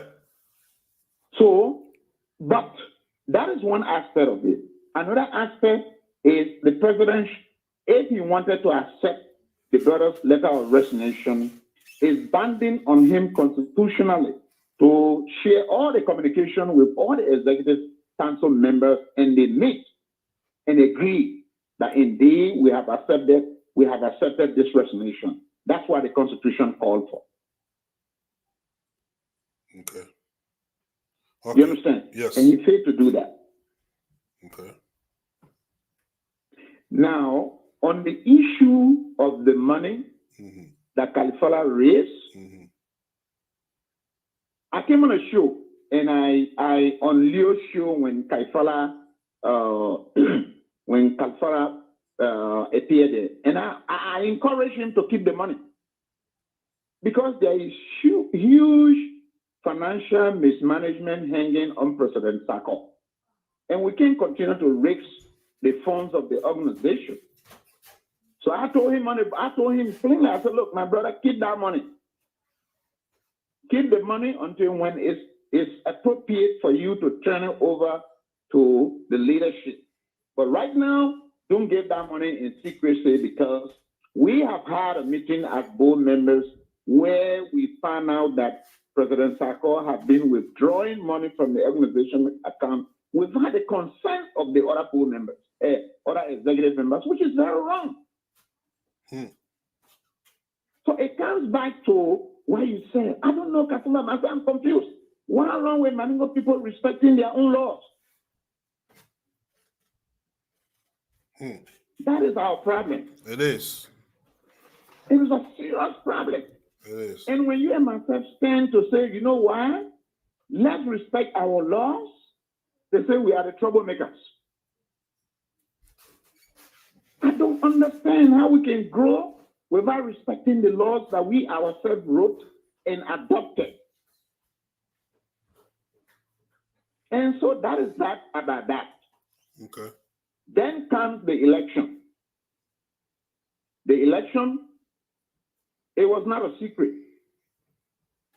The election commission, once they are constituted, and you know that better than me, when the election commission is constituted, confirmed by the board, they are not subject to anybody.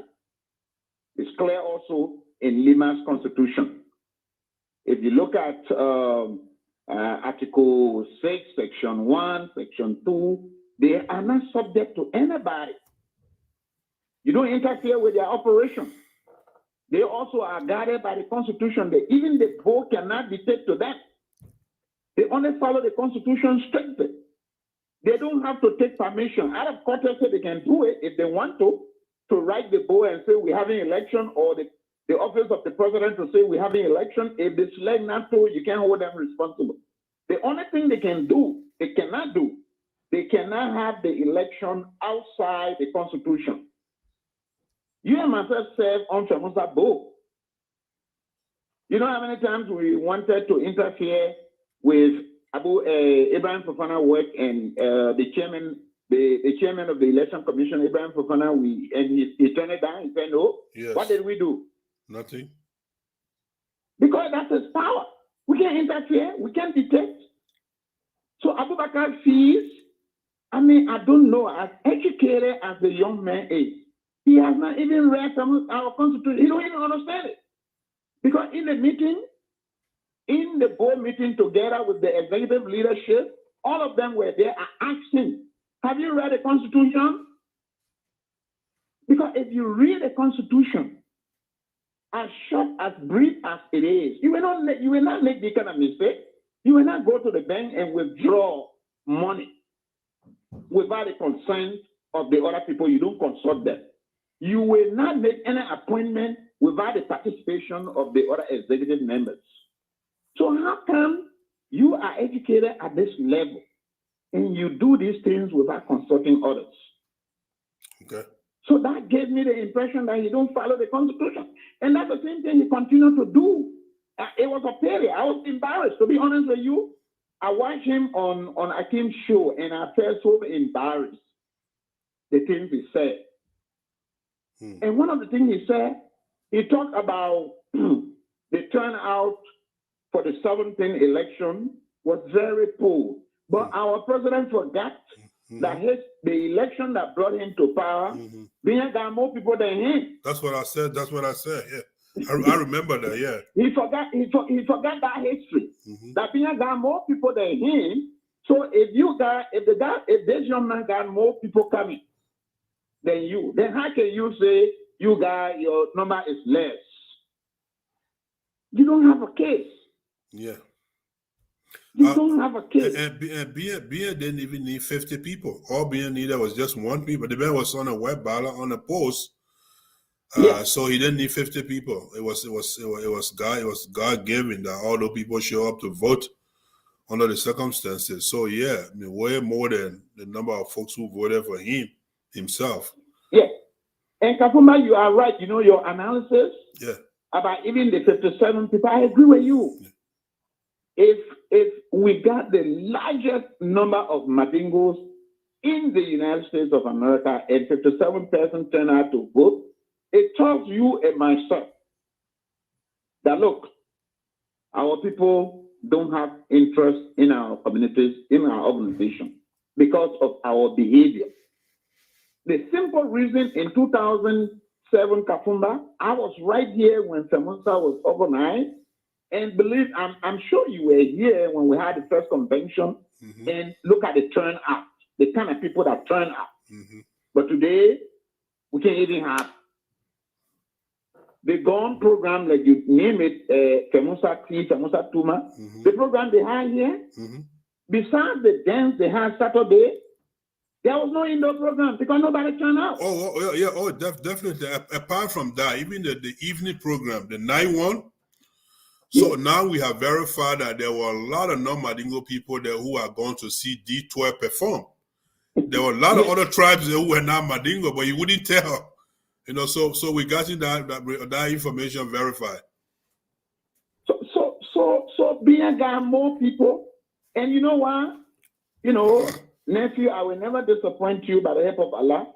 I voted. If they said some board members voted, I went there, I voted. Because we're just being in power, we're not in compliance with the Constitution. It's just time for us to leave, let others come in. Yeah. And there are a lot of speculation that going on. I don't like to speculate, but the actions from there tells me that the president don't actually want to leave office. Because especially this dance that they're going to organize in Liberia, President Sako want to go there as president. Oh, okay. So he's one of those planning to travel there. Yeah, okay. So that's one of the reasons why he don't want to let this thing go. Okay. But everything he does is outside the Constitution.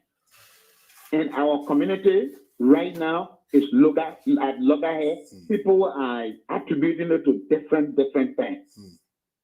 And even on Akin's show, my brother-in-law was brave to say he has removed Ben from being vice president. And even somebody told me today, he repeated the same thing on Mr. Kamara's show. Yeah, I didn't get that far. I was just about when he was talking about the VP, why assume powers that you don't have? Yeah. Why you would do that? Yeah. You know, I don't like to speak off air. Article 4 of our Constitution, LIMAP Constitution, talk about removal of elected officers. The president got no power, nowhere, to remove anybody, all of the elected officials. He got no power, nowhere to remove them. There are steps you can take, and that step has to be headed by the board, a committee with, if any of our elected officials is in violation of the Constitution, not personal differences, is in violation of the Constitution, and there is proof, we set up a committee, the committee investigates, and then the report is sent to the board, and the board take action. But now, President, I listened to the president on Akim show. He said more than 99 people have called him and say remove me from there. As educated as you are, my brother, why do those kind of things? That's not a good example in our community. And you know the sad thing, after the show, I talked to my nephew Akim. The best thing you can do as a talk show host is to, if you are inviting somebody, familiarize yourself with that organization constitution so that you will ask some tough questions. And that's why, Kafumba, you got a constitution, I'm quoting from the constitution. Right. If I'm lying or I'm saying I'm spreading misinformation, you will say, no, Mr. Fano, I'm holding you right there. That is not what is in your constitution. I'm looking right at it as you're quoting, I'm looking right at the constitution. Yes, that's why you do. Yeah. This is not about my feeling. It's not what friends I don't want. It is what the community agree on. You have to follow that. That's how we can build strong communities. Okay, all right. Look at other communities. Yeah, look at other communities around us. And maybe, nephew, you want me to go let others come in and contribute. No. But look, before I leave, let me make it very clear. Binya is the legitimate president-elect we have, and we will work with him and make sure that we go through this transition, and Binya will serve our community for 2 years.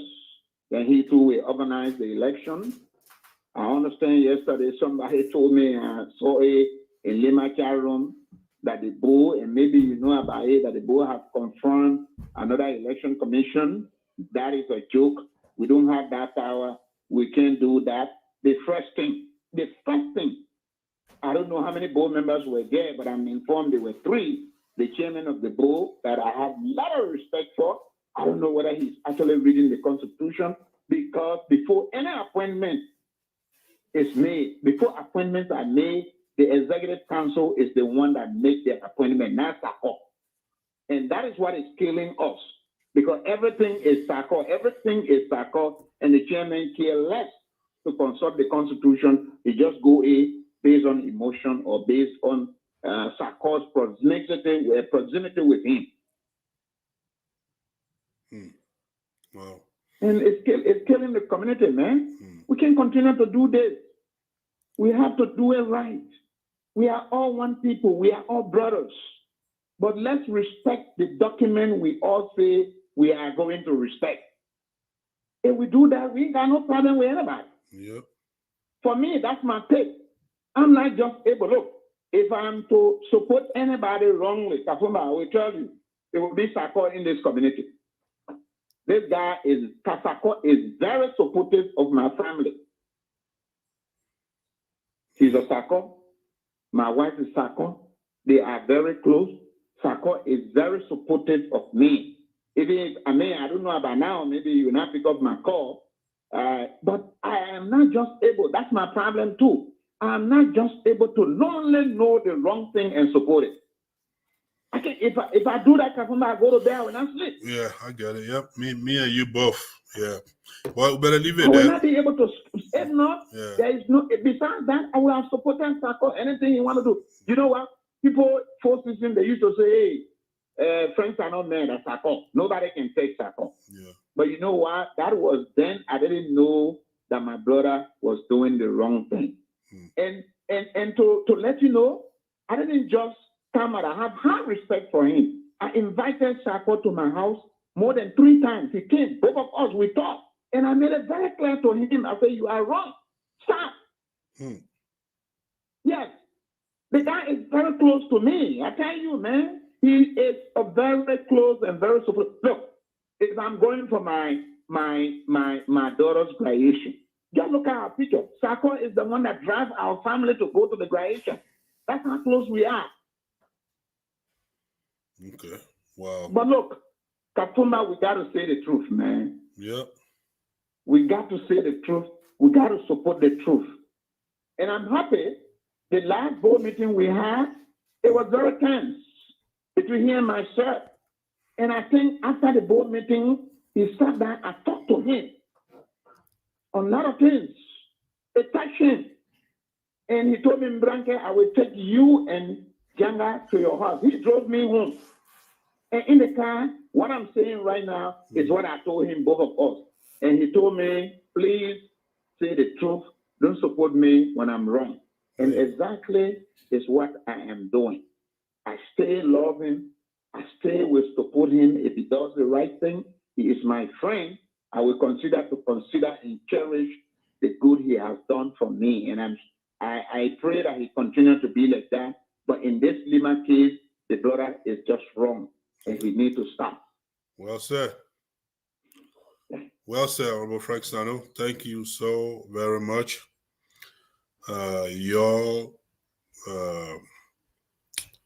Your account was almost indispensable to the show. Thank you. I was looking forward to it.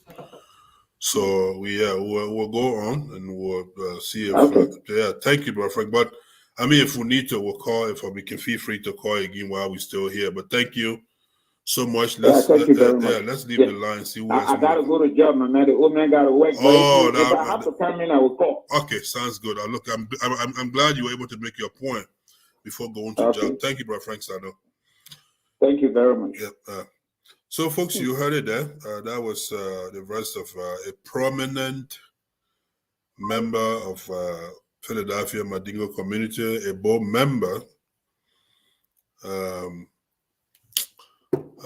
a very active Mandingo community participant. So I kind of lost my thoughts anyway. So, but we'll open the line. So the lines are open. Feel free to call now. If you have question, comment, or concern, feel free. Even those of you whom I sent an invitation to, and you're struggling to come in the queue, I don't know why. I think I know why. If the invitation I sent to you is not working for you through your messenger, then text me your email address. I think if I email it to you, it'll work better. That's what me and Justice Kabina Janet did the last time. It didn't work through messenger, but somehow the email was the trick. So send me your email and then I'll send it to you. So I saw the number to call though, if you want to call rather than trying to come in the queue. Or if you didn't get invitation from me and you have question, comment, or concern, the numbers to call are 612-481-5130. Once again, the number to call will be 612-481-5130.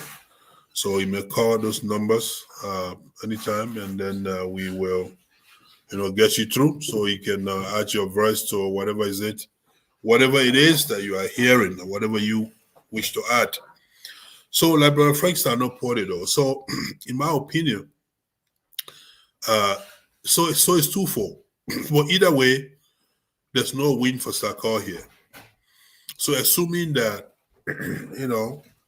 that the people of Philadelphia, whose organization it is, LIMAP truly is, the people of Philadelphia,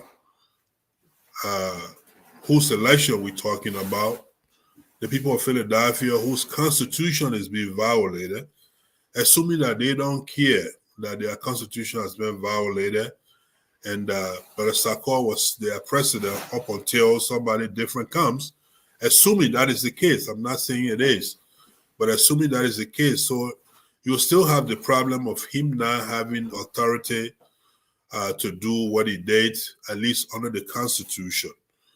It's one thing to violate Constitution, to extend your time quietly, silently, in boredom. Nobody knows that your term has expired. People don't read, right? Remember, whoever said that if you want to hire anything from black men, just put it in a book, because they don't read. They don't read books, so they wouldn't know that. So if someone was taking advantage of the community, believing that the people don't read, they don't care, and so trying to find a different time of exit, that's much more appealing to you, and so you sat on that information, that's a whole different thing. Certainly different from you wanting to appoint, or even something that, Brother Frank Sano raised here, which I also partially heard you yourself say on Akeem's show, as far as why you remove being as a vice president. That was ridiculous. You don't have the power, no matter how recalcitrant, to borrow your own word. I know on the show you use the word recalcitrant on the young man, that you brought to the political scene, being Kamara, impressing of. No matter how recalcitrant he was, no matter how displeasing he was, no matter how uncooperative he was, you ought to remember that you were both duly elected at that time, and so you had no constitutional power whatsoever to remove him. You could recommend, though. You could recommend his removal to the board. You could use constitutional provision for impeachment proceedings, but you had no power to single-handedly, remove the man based on some alleged phone calls you got, phone calls that can't be verified. That was not pleasant of an educated man. So there again, you went wrong, Brother Sako.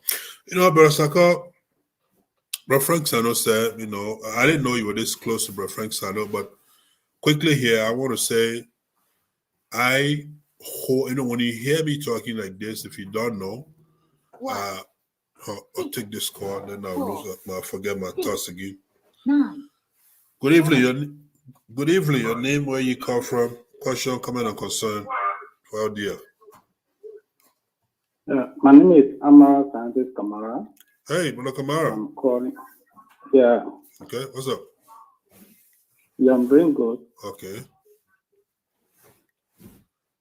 Yeah, I just want to make some input on the show today. Okay.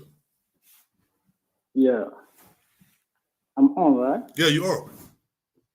Okay, thank you. Thank you very much. Thank you for the show.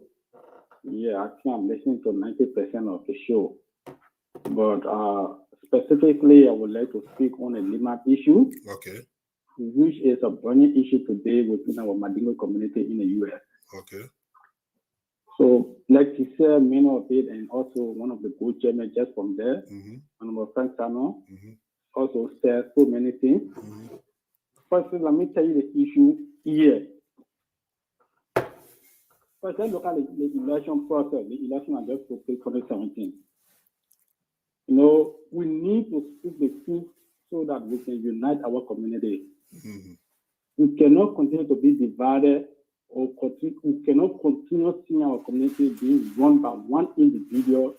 And whether the person is wrong or the person is right, or only because the person is a member of a clique, so people want to support him based on our clique ideology, our bandwagon theory. Okay, we need to speak truth to power that the only will be better in a larger society. So the leadership is serving today is not only for today, but it's to pave a way for our community for tomorrow. Now back to the LIMAP issue. I think a comment like I said, my second tackle was on I think Commander show yesterday, and I told him clear, and even one-to-one I also met him, I told him. Then I assumed that the chairman resigned. They can claim that the chairman resigned and responded to the chairman. The first thing, all of these notes are coming out today. All of these notes came up after the election. We, the people in the community, we never knew that there was a rivalry, whether the chairman of the election commission resigned the chairman of the Election Commission resignation were accepted, whether the board called the chairman of the Election Commission to come back and continue his good job, we not know any of these things. As far as we are concerned, last year, the election process was ongoing, the momentum was there. People came and paid $5 each to register because that was a requirement for you to be able to vote on election day. We have over thousands of people that turn up. That doesn't scare you the momentum at the election in a time. Thousands of people turn up, pay that $5 and register so that they vote on election day. Because imagine since 2017, we had the last election in that year. There have been no election. And then the president said yesterday, their tenure has expired. Right? Their tenure has expired. He said it clear. So everyone was yearning for a new leadership. So last year when they said, oh, there will be election, people ran to be part of the process. Unfortunately for us, because of someone's personal ego, or because they see the popularity of somebody that they don't want, they were able to manipulate the process so that the election cannot be held. Right? At the end of the day, the election commission came up with a process, with a guideline. And in every electoral process, there must be a guideline. In every organization, there must be a rule. In every place, there must be constitution. There must be a rule that will guide people. Even in Liberia, I can just jump up today and say, oh, because I'm smart, or I did, I know plenty vote, this and that, I want to be president. There must be requirement that the constitution says must be 35 years above to be president. Right? You technically can be smart, and that kind of way you can get all the idea, all the money, all the work, or you're not qualified. You can afford you can't run to be president. You must be 30 years to be senator. You must be 25 years to be representative. You must have lived in the country for the number of time to be able to contest for position that you want. The still in the LIMAP constitution, there was a guideline placed. And in the guideline, the election commission said one of the candidates does not meet the requirement. Therefore, that candidate cannot be qualified. But however, the election commission, I believe, was very moderate to the process. They couldn't give the brother time because the brother couldn't prove that no, the thing asked me for I have it, but can you give me some time? Time was given over and over. That postponed last year's election 2 times. Only for the brother to meet the requirement. By the end of the day, the election commission decided to pass that ruling. Of course, the postponement, that was the main cause that the election was postponed last year. But at the time, someone would feel that it was a good thing because we see that the elder no wanted conflict. So we supposed to reduce this, let us get additional time so that these guys can sort more that issue. But now we are seeing that the committee is still yearning for leadership. When the commission came back to us 1 or 2 months ago and said, oh, we'll be conducting an election. The commission started people on the October 17 election 1 month ahead of time. They want to talk show, they want to hear talk show. And you ask all the hard questions, years of insider, years of board member. So you ask the chairman of the election commission all the hard questions. They may answer all. They may show us the total number of money that was generated for the election. How much each candidate paid. How much people need to register. How much person register to vote. Why are the candidates that qualified? They don't list all of the candidates. It was clear. From September until we enter October, no one talk. So as far as we are yearning for new leadership, we feel that all was good. The election commission, they don't stop there. The election commission has another show. They say, oh, we're replacing the qualified voter name up at 4 cities.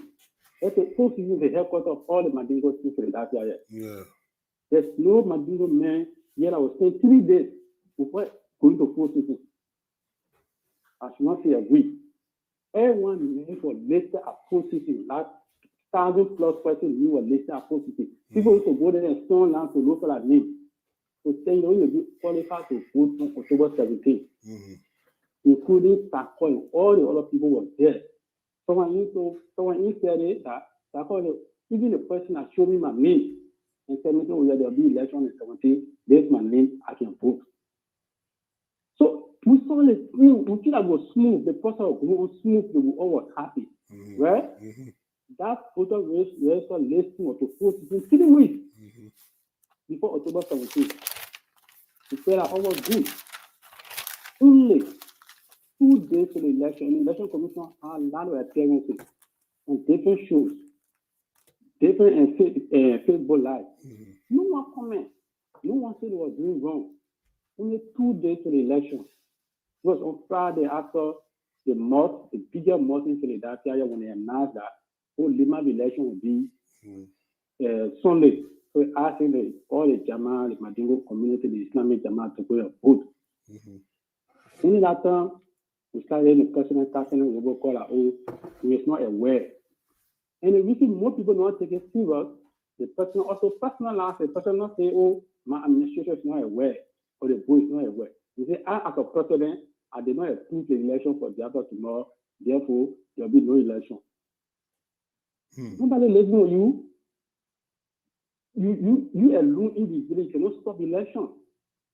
So someone will say, well, we will go there and see. And looking for in an election, what can consider election to be good or bad, or to be illegal or legal? The first thing, let's look at the parties. The executive committee, right? Yeah. The executive committee are the one that signs something for it to happen. They will be approved by the board, right? Yeah. Let's look at in the executive committee election are happening on October 17th. The vice president voted. The vice president of Abubakar Siddiqui voted. The secretary voted. The treasurer voted. Right? This go election. I don't have record of the financial secretary. Right? All these people are in the executive committee. They vote. So the only person that on record that did not vote in that election was the president. The board, member of the board voted. The two parties followers came up, they voted. People from BSA voted. People from Ansusa voted. People from BSA won. People from BSA lose. People from Ansusa win. People from Ansusa lost. How many elections to be illegal? And no aspect for talking about the number of people that voted. The number of people that voted is 57 because that's a need in every more. In every election, the amount of people that register will not be the same amount of people that will vote. Even national election, that one is clear. Right. But the election, when the election commission came up and laid the qualified candidates and say for the presidency, dear Kamara, so everyone knew that they will be going to wear ballot. Being himself and his team, they did a robocall. They said, oh, my people, say thank you. So in a robocall at being did, it was almost an appreciation to the supporters. Okay. Right? Yeah. That can you put for your support? The election will be on the 17th. But however, I'll be going on wear ballot. So if 2 persons vote for me, I win. So those that will have the chance, you can come. If you don't have the chance, no problem. But Alhamdulillah, we have already given the power by the election commission guideline. We have already won the election. But however, member of my team stay there, they need to win. My vice president there, my secretary there, my assistant secretary there, the head was somebody that they can go and vote. So in those years, more people focus on the presidency. Right? Yeah. More people focus. So a lot of people say, oh, but they already win. Why are you supposed to do that? If you go down, not go up, you win. Now, when I'm going out for the inauguration, we do the party. So someone said, well, I'm making my 8 hours, I'm making my job to just go and vote. Well, I'll go down, I'll go there, be a win. I will just get prepared to vote for, the inauguration. So based on that perception, that notion of, well, I'll go there, don't go there, can't already won, that alone reduce the number of people that attended the vote. Right. If there was a competition, you could have seen the number of people that are going to come out to vote. But one last robocall, I remember being himself appreciating people saying people say that I already won. Just for the election of 2017, but I already won the election. At the noon, just call a lot of people, but I don't need to go there. Even myself, in my house, my family, I have a full person in my house that register. But now, I am the person I want to go vote. And what was wrong? Because I don't see a speeding, and I wake up, and you police maker, you go vote. I feel like in my boy, look like maybe my wife is silly. You just be getting prepared, what kind of clothes be wearing for the inauguration. That's the reason why people say, oh, at 27% vote. That's how you have the 57% have voted. And two, do we expect boycott? Yes, we expect a boycott. We expect a boycott because some people are putting anxiety. The person they wanted to vote for, the person are being denied. These people are already discouraged. Okay? Yeah. So they ask us to say, oh, the election is not being welcome now, and this and that. I think that is so true. Anyway, Sakos said yesterday on his show that, oh, the personal something he gets against a bad president because a bad president, illustrated people to impeach him or to move him from power. There's so many things. But let me tell you the clear truth of the people are just speaking their truth after the October 17 election. The only thing they will tell you, the only crime they have committed yet for not becoming LIMAP president. Because almost the same issue that Alhaji Kumar. Alhaji Kumar, people like will say that, oh, the next highly educated, the next smart, the next intellectual. But the only reason they make him be president because they made a Madingo man, because they made a Muslim man. I told them to say that clear. That's the same situation being facing here in LIMAP. How so? That was respectful. Hey, the next smart. Hey, I think Kumara. But the only reason to my man, the only reason the men are probably bullying, yes, people are saying it. Whoa. People will say, nobody will say that James rude.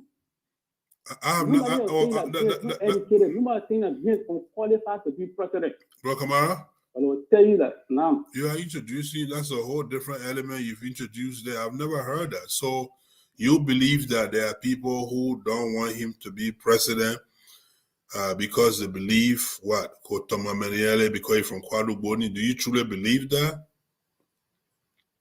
I'm not the one that's saying that. I'm very sure you heard this. Even last year you heard it.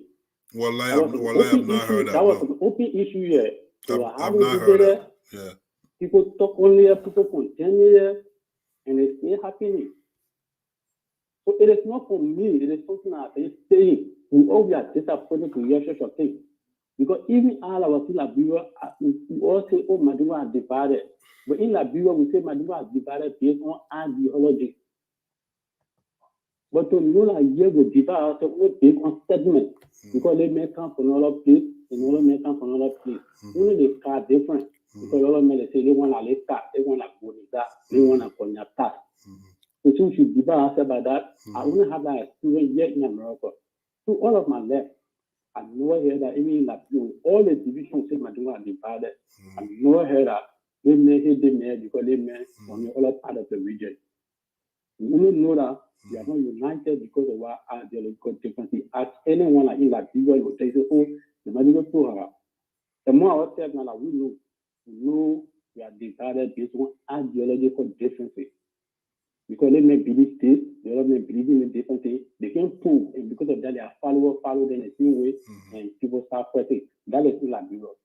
But here in America, I get to experience that we hate each other only because they may from this region and the other may from this region. That's why we are Mandingo, we all speak the same thing, we all go to the same mosque. So the only victim here is experiencing not to be LIMAP president yet. That's the only reason. Apart from that, for example, you can say the only reason why BN can be president. Ask anybody why BN can be president.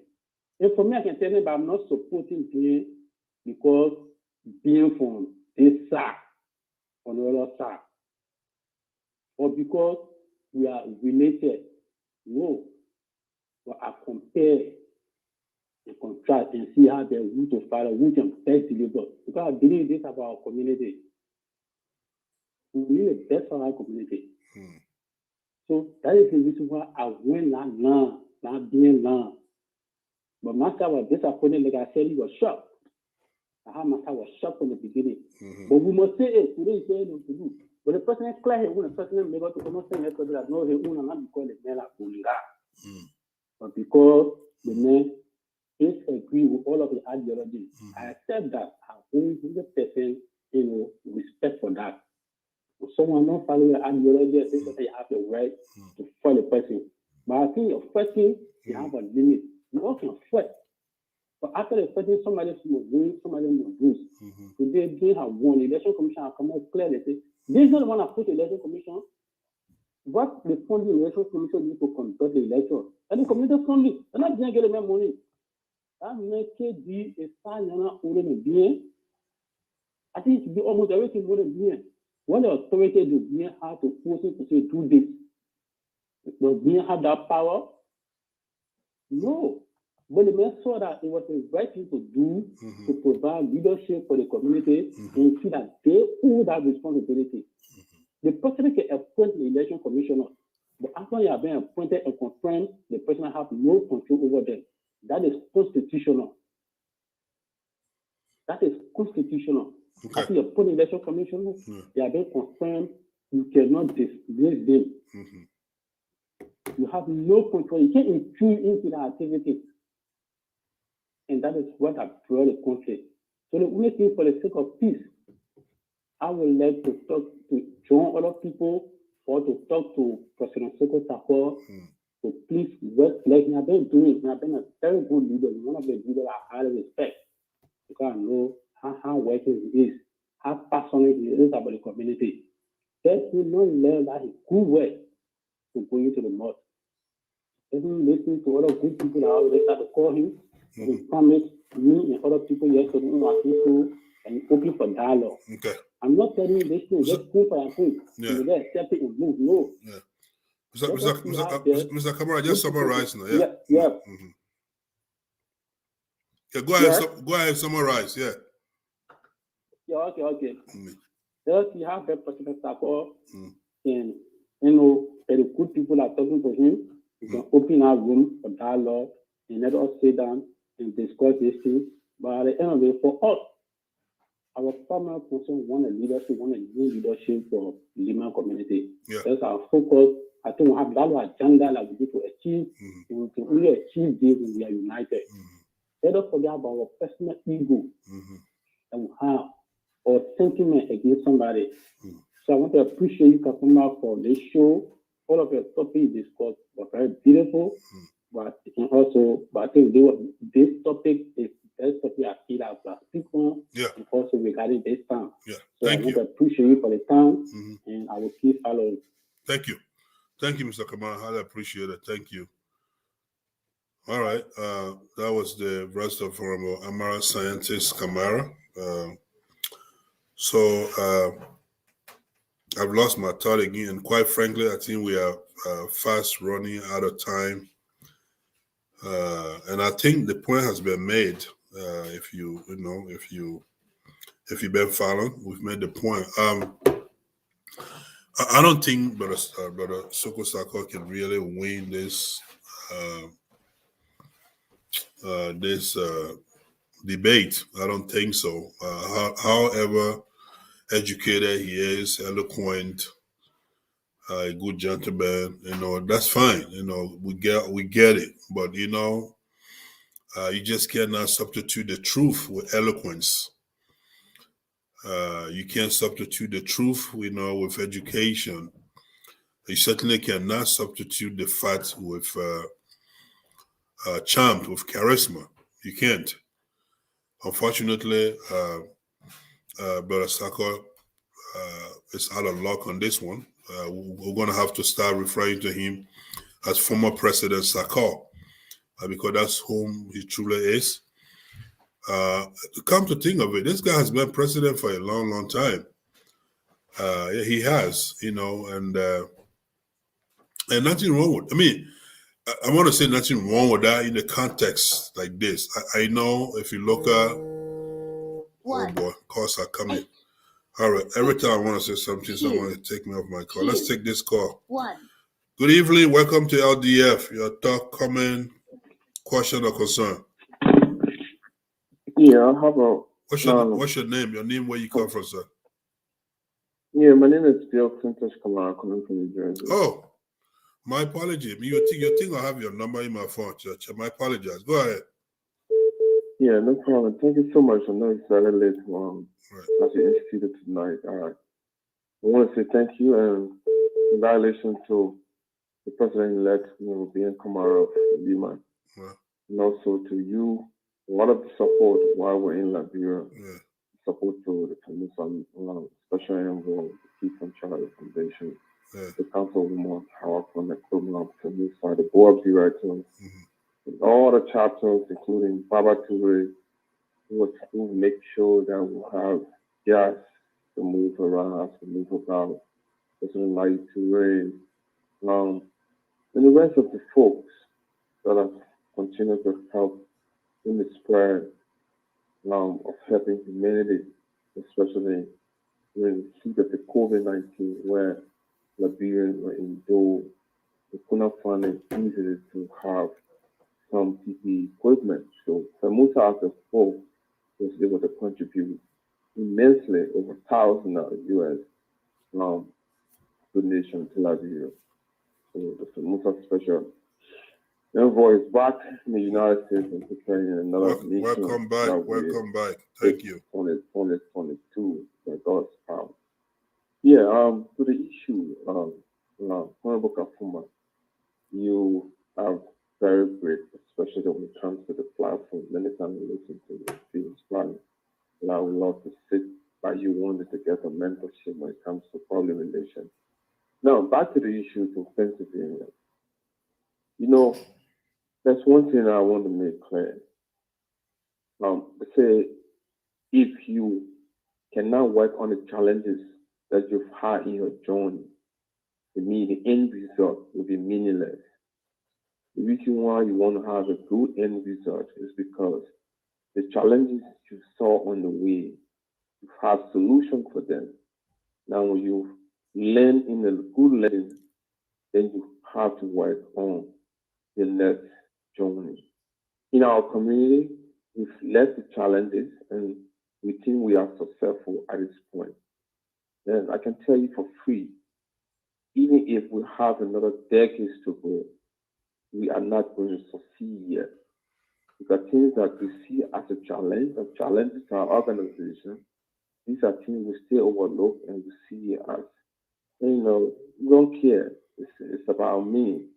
It's about me and my colleagues. It's not about an institution.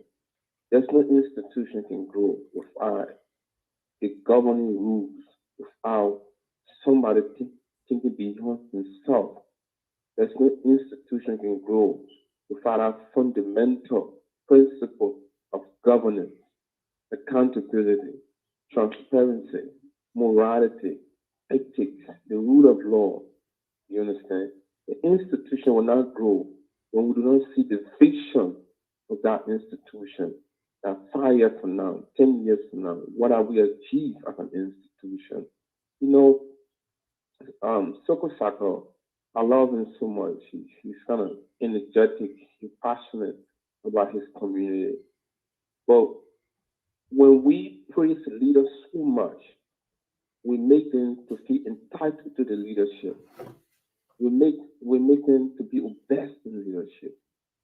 Then we become afraid to tell them the truth of the failure to make things happen. So that's what has happened. The timing of institutional reform by people who consider the highest authority do not put forth the requirement to stop things when it's happening. I listened to Honorable Frank Sana, a very astute constitutional expert. Now, it has come to an attention to everybody that the president was in perpetual violation of the Constitution. Perpetual violation of the Constitution. To understand that his time elapsed to host an elections, it could not have happened. Now, it means that there were no prohibition to tell the president the term has elapsed and has ended. For any other reason, we are extending your time. These are the circumstances surrounding your extension.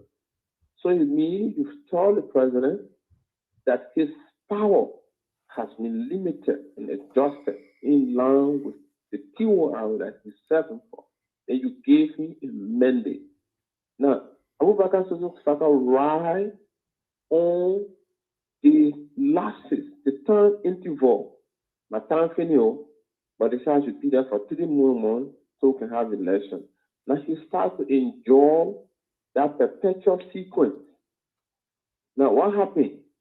He also tried to characterize on the little conflict in the community to perpetuate himself like another pharaoh over the people of Pennsylvania. Now, in our community, we do not see the issue of accountability. All we see is the presence of leader. Oh, you're the party, you were there. Oh, you're the bearer, you were there. That's how we see leader ability in our community. But yeah, you were there, you were there. So the presence of these people at location overcome the good things they're supposed to be doing. So when you talk about accountability, how many persons want to know what is accountability? When you talk about, the money lost, how many persons want to know that? In fact, when you go at a certain level that you want to know what has been the feature impact of the organization, nobody want to know that. But people are care about the presence of the leader in certain places. So those are how our contemporary leader overcome the issue of ethics and accountability. Now, go to the issues of Lima election. We all have been following it. And I follow Abubakar Saka for the 2 appearances he made on Akin Show and Miles Ibrahim this morning. He contradicted himself completely as a scholar or maybe a leader. He said on the show, and I can play the clip, you understand? He said that the Election Commission denied one of the candidates. And he told the Election Commission that they should not do that. It's because they want to bring the community together so everybody should participate. I remember that. How can you, the president, dictate to an election commissioner that under the Constitution referred to as an autonomous body? That one. Number 2, he said the election commissioner accepted both candidates, but they denied one. And this is where English is very simple. When they say everybody apply for the entrance, you can apply. They can accept you as a candidate. Yeah. But the qualification for you to be as a candidate rests on the community that is doing the right thing. Yeah. That does not negate you or deny you for applying. So when candidates apply to election, they are accepted as candidates. Now the election commission goes through the requirement of the Constitution and say, this is the academic requirement that this person must meet. If the person does not meet that requirement, you can be denied. Now, according to the president also, that why should a single candidate go to election? Now, that means you're questioning the ability of the election commission to vote the candidate. Why should one person go on white ballot? That's the question. That way, I reduce the whole thing to personal issue. Yeah, but basically, when he ran the last time, he was on a post too. He ran alone. Do you remember that? Yeah, really look. In fact, when you do the numerical statistic, that he did not even reach the number being reached. Yeah, no, I mean he was on a white ballot too. When he said why should a single candidate run, he was alone too for the presidency. Okay, you see that? Mm-hmm. You see that? And more besides, you know, when people talk about peace, they only talk about peace when the result is not in the favor. But when the result in the favor, the support crashes. So you see the opposite? No. Mr. Kamara having been somebody who has served Abubakar for almost 10 years as a vice president, constitutionally, they all are elected. You understand? Not the ceremonial position, they are elected. Now, as a president also, for him to take the social media and say the man is charged for treason, the man was voted out by 99% people, I think that's just a chicanery. I just think that the president is indisciplined and denial of administrative ethics. That for you to look at your vice president, that man is charged for treason. Do you know in a non-profit you cannot charge? Let me tell you, He said, we in our political move. Lima is not a political party. It's just a community service organization. You cannot charge somebody for treason. Do you know the word treason? You understand? Now, he himself has avoided accountability. He himself has avoided giving account of the organization resources to the community. They already indicted him. Leo has talked about this multiple times. The same community look at us and says, since we're going to election, we like to bargain for bargain.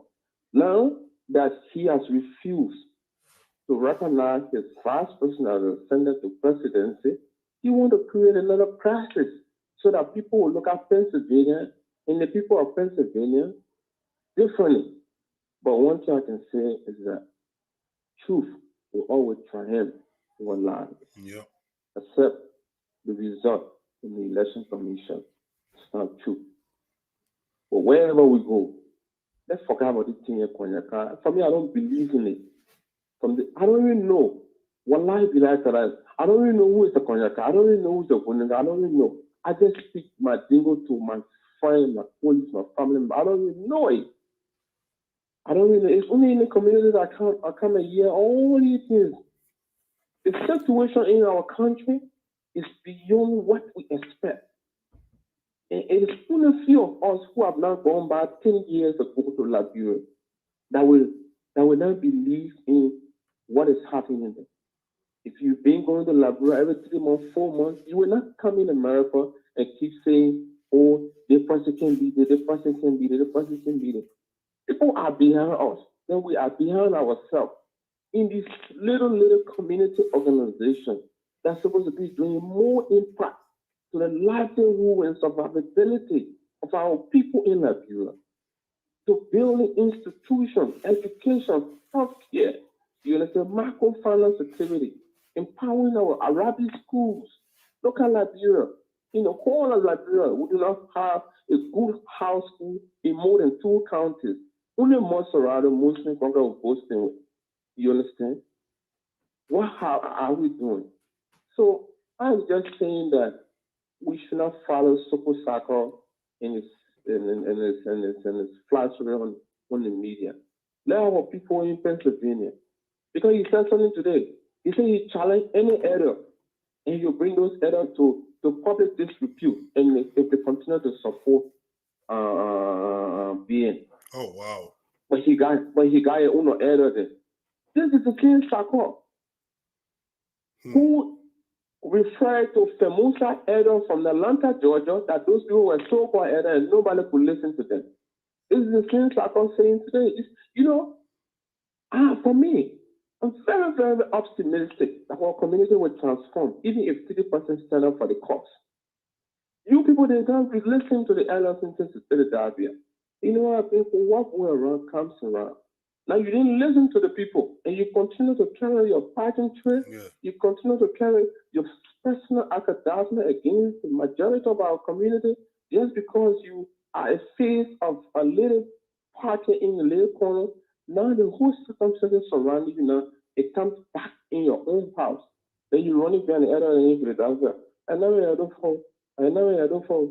You can't turn, but you are the same person who refused to listen to Mr. Keita, Mr. Travelling, Mr. Javate, you understand? And the rest of our community elders, you understand? But you know what, one I can tell you that even if that 2 persons were attending the inauguration, the people in Philadelphia were attending. The people in Philadelphia were attending, and no other person were attending but the people in Philadelphia and its surroundings. People were attending. You understand? I just want to say thank you for your platform. I appreciate it. And people should remain kind. Let's stop seeing one another negative. The brother will accept it. He will work with Bien. Yeah. And I can tell Bien, this is the time that you must stand with your people. Because what I see Bien, I see as a reconciler. It is the only chapter since his announcement as the president-elect. All other people from both sides, the legitimate FELMAUSA or Hawa, and the other side of the Tuma, they all congratulated him. They're telling him, thank you.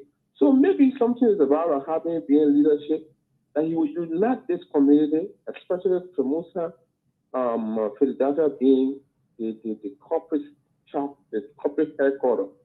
I think being leadership is about to bring something. If we're ready, remain calm and just stop the hate messages and continue to support being. I think being will reconcile this community, and this community will regain status of a better community in union success. So that's what I see. Thank you. Thank you. Wow, our big Clintosh. Well said. Thank you so very much. What a pleasure to have you on. Thank you. We'll talk later though. Welcome back to the US. Thank you. All right, folks. So time is fast spent and we are actually completely out of it. I will, however, wait for a few more calls. I'll take a few more calls and then we'll call it a night. We'll wrap up here. Good evening. Your name, where you call from? And question, comment. Hello?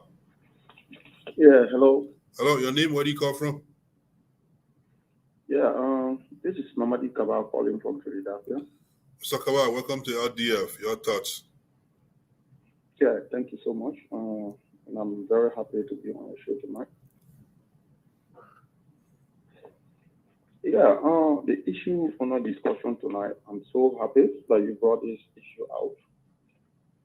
You know, but our community, to me, has seen is all what is going on today in our community is caused by the president and the poll. Our president, the outgoing president, Mr. Sako, and the current bowl of LIMAP, they are not fair to our community, to be very frank with the back of the mind. You see, last month when I went to Philadelphia, because I live in Levittown, when I went downtown to Philly, I was at Four Seasons, and then I didn't know nothing about the election, to be very frank with you. There was Brother Sako that saw me right at Four Seasons and asked me, Kaba, do you know that our election is on next month, the 17th, which is this month? Really? I said, no. Yeah. I swear to my God, and I swear to my father, I'm not lying on him. He told me that. I said, I don't know. He said, in fact, the list is in Four Seasons. You got to go check it up and make sure your name is there with your address and your number. You getting it? So yeah. I said, okay. Then he and I went in there. He brought the listing that they had on the poll, and then he even helped me to find my name. He asked me, is this your home address? I said, yes. Your number is correct? I said, yes. Then he said, okay, that's fine. He said, you're supposed to get something in your mail. I said, okay. He said, the election is next month, is 17th, so we got to make everything good before the election day. It is still on the former president, Talata King. You getting it? Yeah. When we stepped out from Four Seasons, right in front of Four Seasons door, when Brother King were lecturing, but he called Brother and told Brother the same thing. But Brother said, oh, where's the list? And he said the list is up, it's on a bulletin that is right in front of Four Seasons there.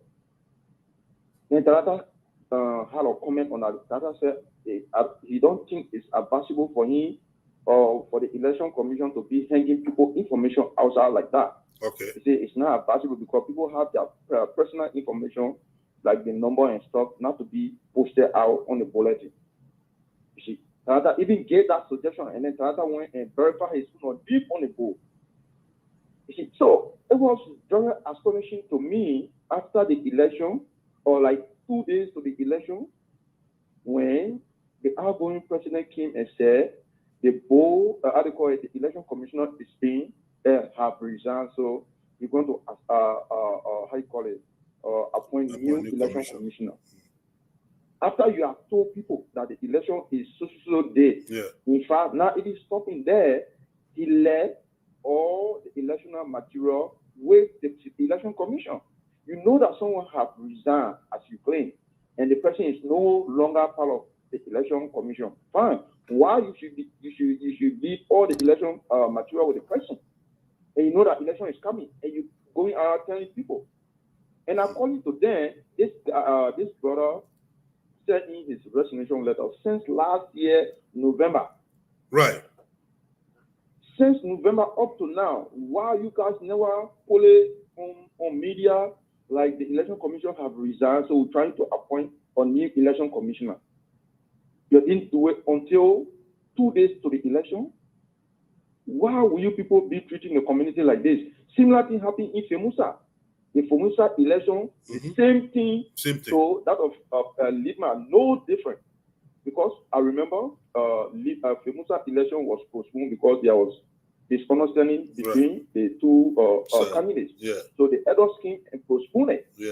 So that they wanted to find a common ground before they go for the election. And then after that, the second date I was showing that the election was supposed to have taken place on, there was still confusion. So the EDOS scheme again tried to suspend it.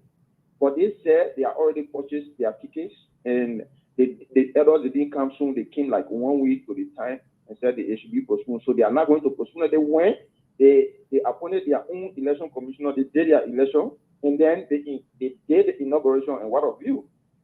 So what's the difference with FEMAUSA election to that of LIMAP? I can't get it, Bakabuma. It's because you can't get it. In this unity in the community. And it's not fair. And we get our brothers here. They see the plain white and they want to take it. They want to turn it as black. They don't want to look in Sako's face and tell him that Sako, what you doing is not right. They don't want to look in Brad Duclay's face and tell him, because he's the board director. They don't want to look in his face and tell him, Duclay, what you're doing to the community is not right.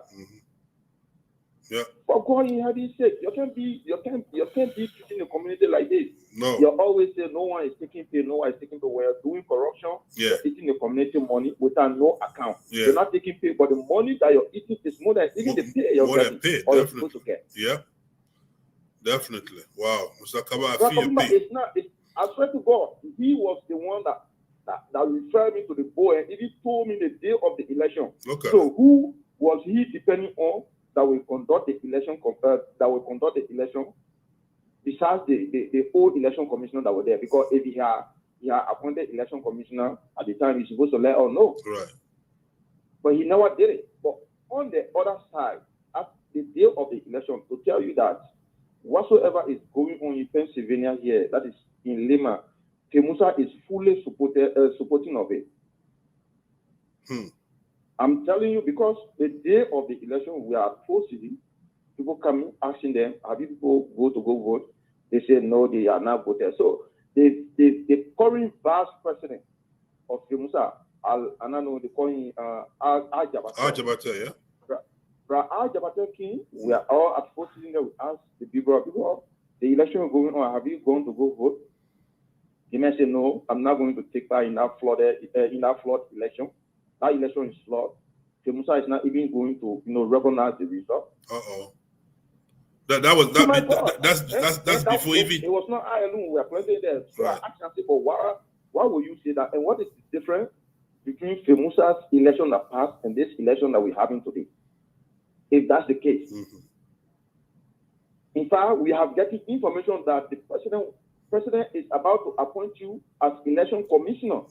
And it will be conflict of interest. And to God in heaven's sake, the president appointed the people as election commissioner chair.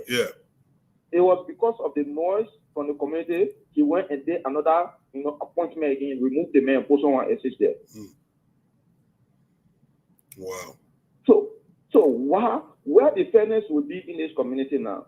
And they see FEMAUSA is looking at them, treating the community like this. They don't want to tell them the truth because they feel like someone coming into leadership may not be in support of them or what of you. That's so bad. I don't think we should be treating our community like this. That's a key politics. My best advice to the outgoing president, that he muster the courage and unite the people before he moves over. Let the election results hold, because the way we see it, if they remain like this, definitely the community is going to be divided. To be very frank. And we don't pray God for it because that's what he's praying God for. He and the people that are supporting him, they don't want to look in his face and tell him, Sako, what he's doing is not good. I've been inboxing him, and the man told me that election result is not going to hold. Just watch and see. I said, okay, fine, let's watch and see. But what we know, the election went on. it was free and fair. You guys went there to cause noise.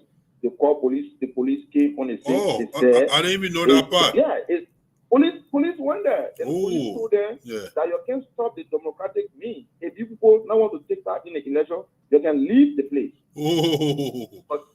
But you can stop the people from going through the election, and that's why they left.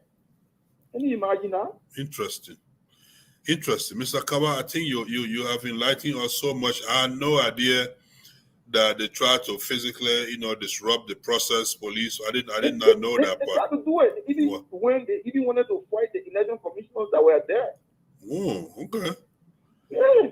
Well, I tell you what. That was their motive. Yeah, elections are done, and the fact that I can tell you this much: the fact that Soko Sako is having sleepless night. He appeared on Akim show yesterday. He appeared on another one today. Another one tomorrow. He ought to know. He's a smart guy. He ought to know that it's this a number. And guess what? The guy in question that he appears on the show tonight, which is Ibrahim Abraka show. Mozi show. Mozi show yesterday. We were chatting, and if you call him and make him honest, I say, Mozi, this election, Brad Sako was the one that was passing, telling people about the election and even the date of the election. So who was he depending on to carry on the election? Yeah. And secondly, I asked him a question. I said, Brad Sako said this young man resigned. Fine, the man resigned. He said the man even said he, according to him, Mozi, he said the guy that the election commissioner that there now, he even sent his resignation letter copy to him. I said, fine. The man resigned, and the president went and explained to the board, according to the information we heard the hearing, and the board called the young man and talked to him that he should please reconsider his decision for the sake of peace, like he, carry on this election. After the election, if he doesn't want to serve in any electoral process again, he can resign. But they appealed to the man, and the man accepted it. So, his own problem was why the board chairman didn't write letter to give to him, or why he didn't write letter to the president that my letter I sent in, I have reconsidered my letter. I want to because the board director talked to me, so I just want to carry on after this one. Maybe I'll take another decision. For now, as of now, I will consider my decision. I said, okay, fine. If the man didn't do that, the president or the board inform the community through media or through whatsoever means since November last year up to now. They did inform the community members. You could not say nothing. You say the president did inform the people. I say when they may just they may just inform the people like 3 or 4 days to this particular election, which is this month. Okay. I say you can't be treating people like this. No, it's the same thing that happened in FELMAUSA's election, and they won, they did it, but for the sake of peace, yes, people up to now people are this. For the sake of people trying to go away with it. But you can't continue to perpetuate yourself in leadership where people are fed up with you. No, you can't. Absolutely not. Well, Mr. Kaba, we got to really look in the faces of those that bring a problem in our community and let them know that they should stop. You as a president, sometimes the people want to overuse the how you call it, their power, forgetting to know that for every organization we have bylaw and constitution governing it. How will you come and say someone that was elected with you, 2 community members, then you can say the men have been impeached? Come on, man. It's a modern world we live in today. Yeah. If you want the men to be impeached, you got to pass through the same community members and put in signature, let people sign and prove it that the man should be impeached. But you can't come as president and now the man is impeached. No, you don't have that power. That junta post government we have in here. Right. Mr. Kabal, constitutional, organization that we have in LIMAP, in Pennsylvania. So you can't come and just do whatsoever thing you want to do. I don't think it was fair to the part of the outgoing president. And I want him to muster the courage to appeal to the communities and families how we can come together and make a peace. Thank you. You're going out, he even posting another new board of how do you call it, election commissioner. Yeah. You know, they say they're having meeting or what, and why he's telling those people what he did, he's not telling them.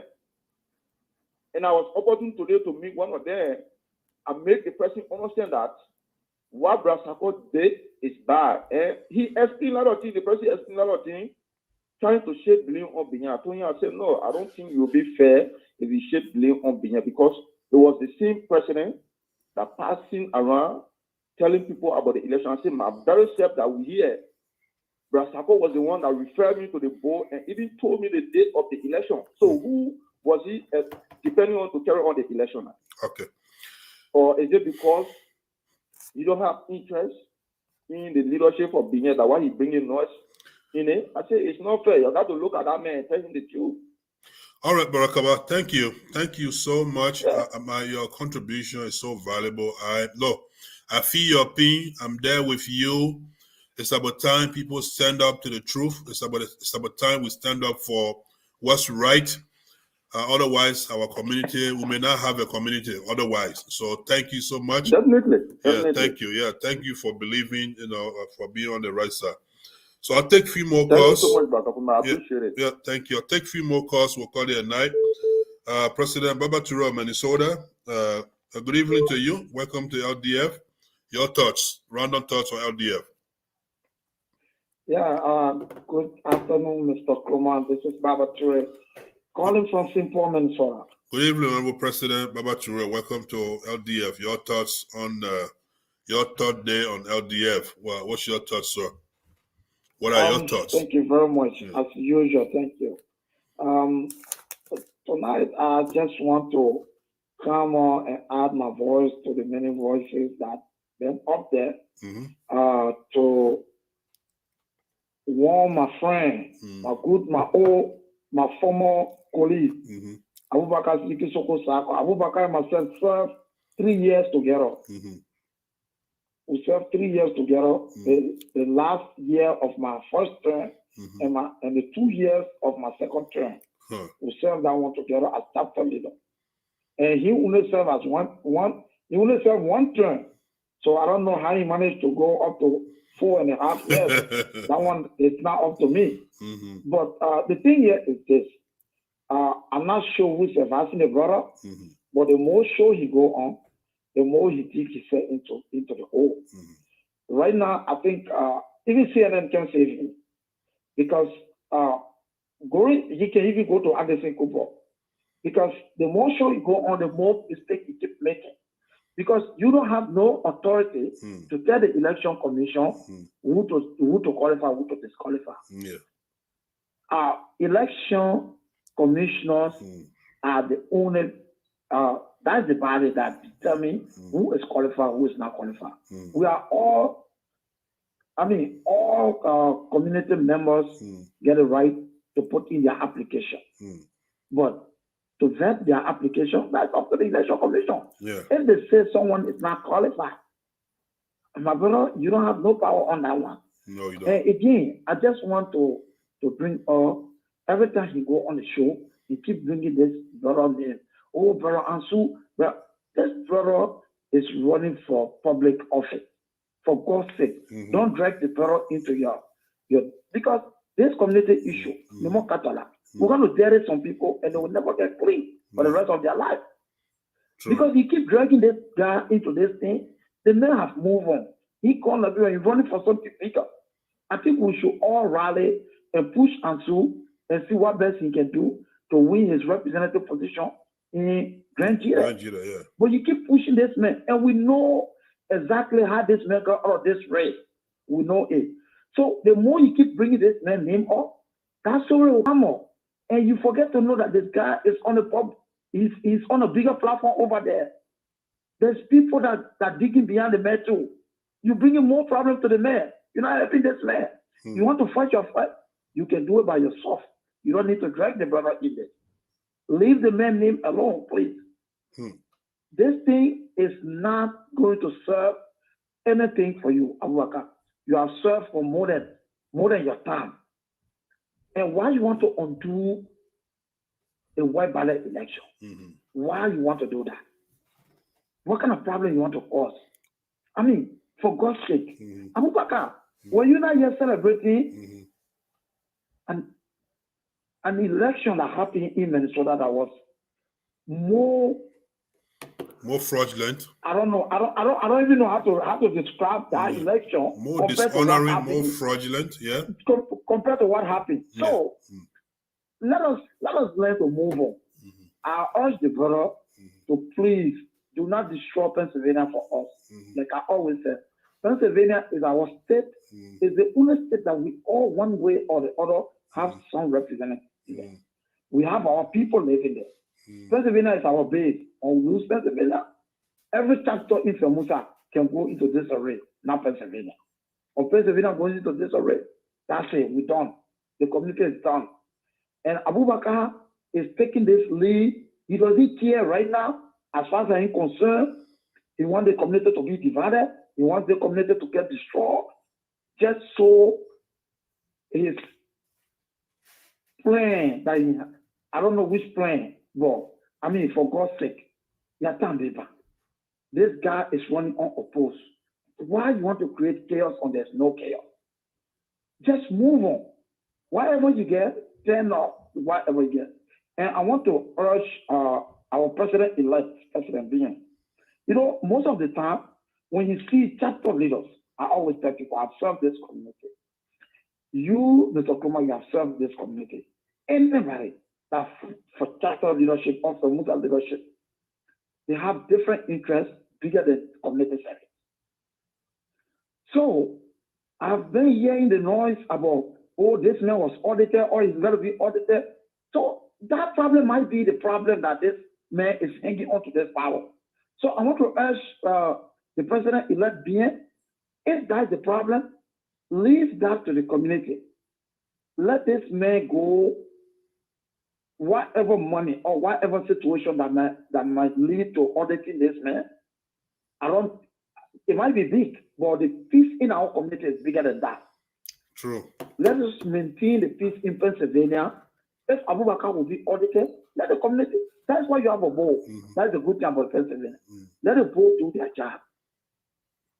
So, Mr. Sako, if you are afraid of that, I want to urge the incoming president to not take that one and drag our community into the mud because we want to audit for some money or mismanagement or anything that might be caused by the outgoing president. Because I'm not seeing no reason why you hang on to power in this community. You want to get insult, you pay your own money, everything is about yourself. You spend more than you gain. So if anybody wants to hang on to power in this community, you must have different motive than community service. Community service, if that is the problem, my brother, you leave this people running. Yeah. You, Mr. Kuma, you have served. I have served. I know if community service is the problem, you leave it running. But Mr. Sako might have different objectives I don't know. But whatever might be the motive, I always hearing people in Pennsylvania talking about audit, our money audit. So I want to urge Bien tonight, if that's the problem, I don't know how much in caution we are talking about, but I want to urge the people of Pennsylvania, please let us maintain our peace over the money. The same way we're able to get the money that we're talking about right now, we can get it again the same way. If that money is going to cause Abubakar to hold onto power and drag the community into the mud, let it go. Let the man move on. Because tomorrow again, that man is going to go to another show. The after tomorrow is going to go to another show. At the end of the day, he's going to end up with CNN. It's still not going to solve our problem. So I would like to stop there, Mr. Kumar. Thank you. Once again, I want to say thank you. Thank you very much. Thank you for your time. And I want to salute my chief, the president-elect, Honorable Bien Kamara. Count on us. Our doors are open. Anytime you need something, whatever little advice that we have, we will share it and in the best interest of this community. Assalamu alaikum. Wa alaikum salam. Thank you, President Babachire. Geez, man, why they show out the best parts start to come when there's no time left. So a lot has been said. And so I'm not even going to go back to my old thoughts. I think the callers have covered it sufficiently. And I want to join all of them, in making the appeal. Former President Soko Sako, though I can relate. I think what's happening right now, he's probably not thinking right. In the wake of the elections, to see the end of your over decades of grip toward power, to see that all come to an end abruptly, right? Am I saying that right? That's frustrating. It can be, and it should be, and it must be the case with fame. But Baba said it right, just like all the previous callers. So all he needs to do is to suck it up, think hard, and put your community above all else. Your community first. Put your community above. Unless you want to end up like Minnesota right now. I mean, of course, I'm not surprised because part of what's happening there is because of Minnesota. Once Minnesota goes wrong, the whole nation goes wrong, folks. That is it. Minnesota goes wrong, that's it. Injustice anywhere is injustice everywhere. Once Minnesota goes wrong, and people like you sat down there and thought that was the right thing, rubbing shoulder to people who illegitimately, who came and hijacked what they call power, my brother, it's your day. Today be your day. This be your time now, right? So what goes around comes around. And in fact, there's no comparison between what happened in Pennsylvania and Minnesota. By all accounts, the rules were upheld in Pennsylvania. Elections were conducted in keeping with the Constitution. Duly appointed authorities, commission, confirmed people that you yourself appointed are the ones who conducted election. Not some so-called elders who got no authority under the Constitution conducted any election. Your elections, the ones you're attempting to challenge, were conducted by the appropriate authorities that you appointed, and they were confirmed by the board. We found some callers tonight that you yourself informed, educated, told them where the elections will be and when it will be. I dare you come back and challenge the outcome of that. What are you thinking? Why? Hey man, why are you embarrassing us like this? For what? I like how Brother Kaba put it. As people say that every night and day you hear people saying nobody gets paid. Maybe that's just for the honest people like us who serve in the capacity. When you think about it, what is the issue of 31,000, 18,000, and then according to Brother Leo, some folks in Philadelphia, they quote unquote, auditing, threat or idea of 12,000 plus. That's more than a pay. I agree with Brother Kaba. That's got to be more than a pay. Well, look, at the end of the day, Madingo people are forgiving people. That's what I've come to learn. We are very much forgiving. We can forgive almost anything. All right? But the last thing you want to do is to let your community be divided, just like Minnesota is right now. You don't want that. We don't want that. Honestly, I'd rather have that in Minnesota than Pennsylvania. Pennsylvania is our, isn't that where they call Konya in America? That's where we all have our, some of our most respected, folks. When we get bored in our various states, Pennsylvania is where we go for guidance, for counseling, for consultation, for entertainment. The last thing we want is any kind of division in Pennsylvania, serious division, not to think of legal battle. We don't want that in Pennsylvania. Brother Sako, I'm hopeful. I got my finger crossed. Brother Sako will do the right thing because he's a good guy. He's a decent guy. He may be a little confused right now. He may be getting some ill advices right now from some ill-guided folks. But at the end of the day, Brother Sako will do the right thing, which is to step down, to transfer power to duly elected president, President being Kamara. That's what he would do. You want to know how I know that Brother Sarko is reasonable, decent? Well, maybe not many of you know. I'm not even sure if any of you know. I mean, I'll quickly. When Sekou Kane was elected in Dallas, Texas, FELMAUSA president, of course, you recall I moderated that debate along with two colleagues of mine, Lassana Bamba and Musa Keita. I was the lead moderator in that debate, just as some other ones. So when those elections were said and done, I left from there very, very frustrated. One of my delegates, in person of Obi Bamba, was denied voting in Dallas, Texas. Do you remember, some of you?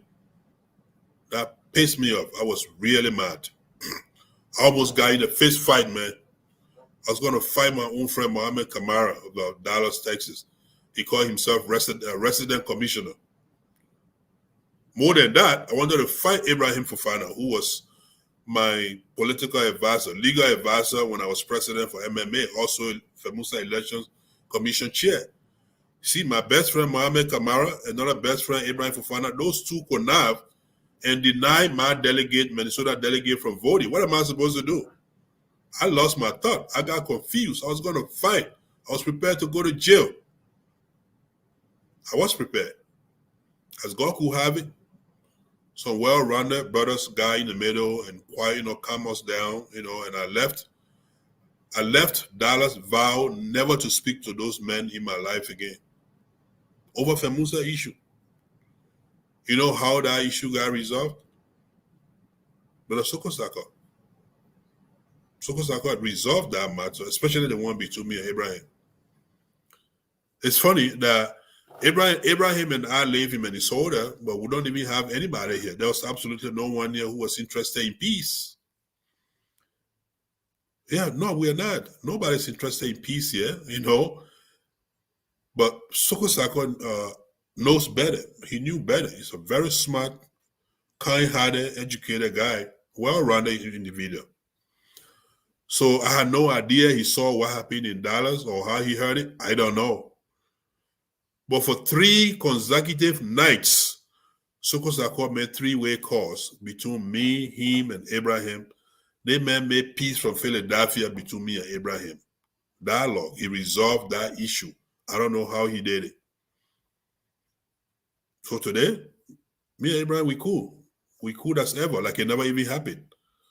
He was on my line a few days ago. Pretty soon I'll be on his line. We cool. And I respect Soko Sako for doing that. I thought to myself, God, these are the kind of people we lacking in the community. Peace-loving people, peacemakers. So with that in mind, I don't think Soko Sako wants to. It's not a fighter. I'm not saying it's not able to fight, but I'm just saying it's not somebody who would like to see his community go down the drain, over, silly thing, little thing like this. I don't think so. Especially so when you know that you are out of mandate. Your time has expired. It has elapsed.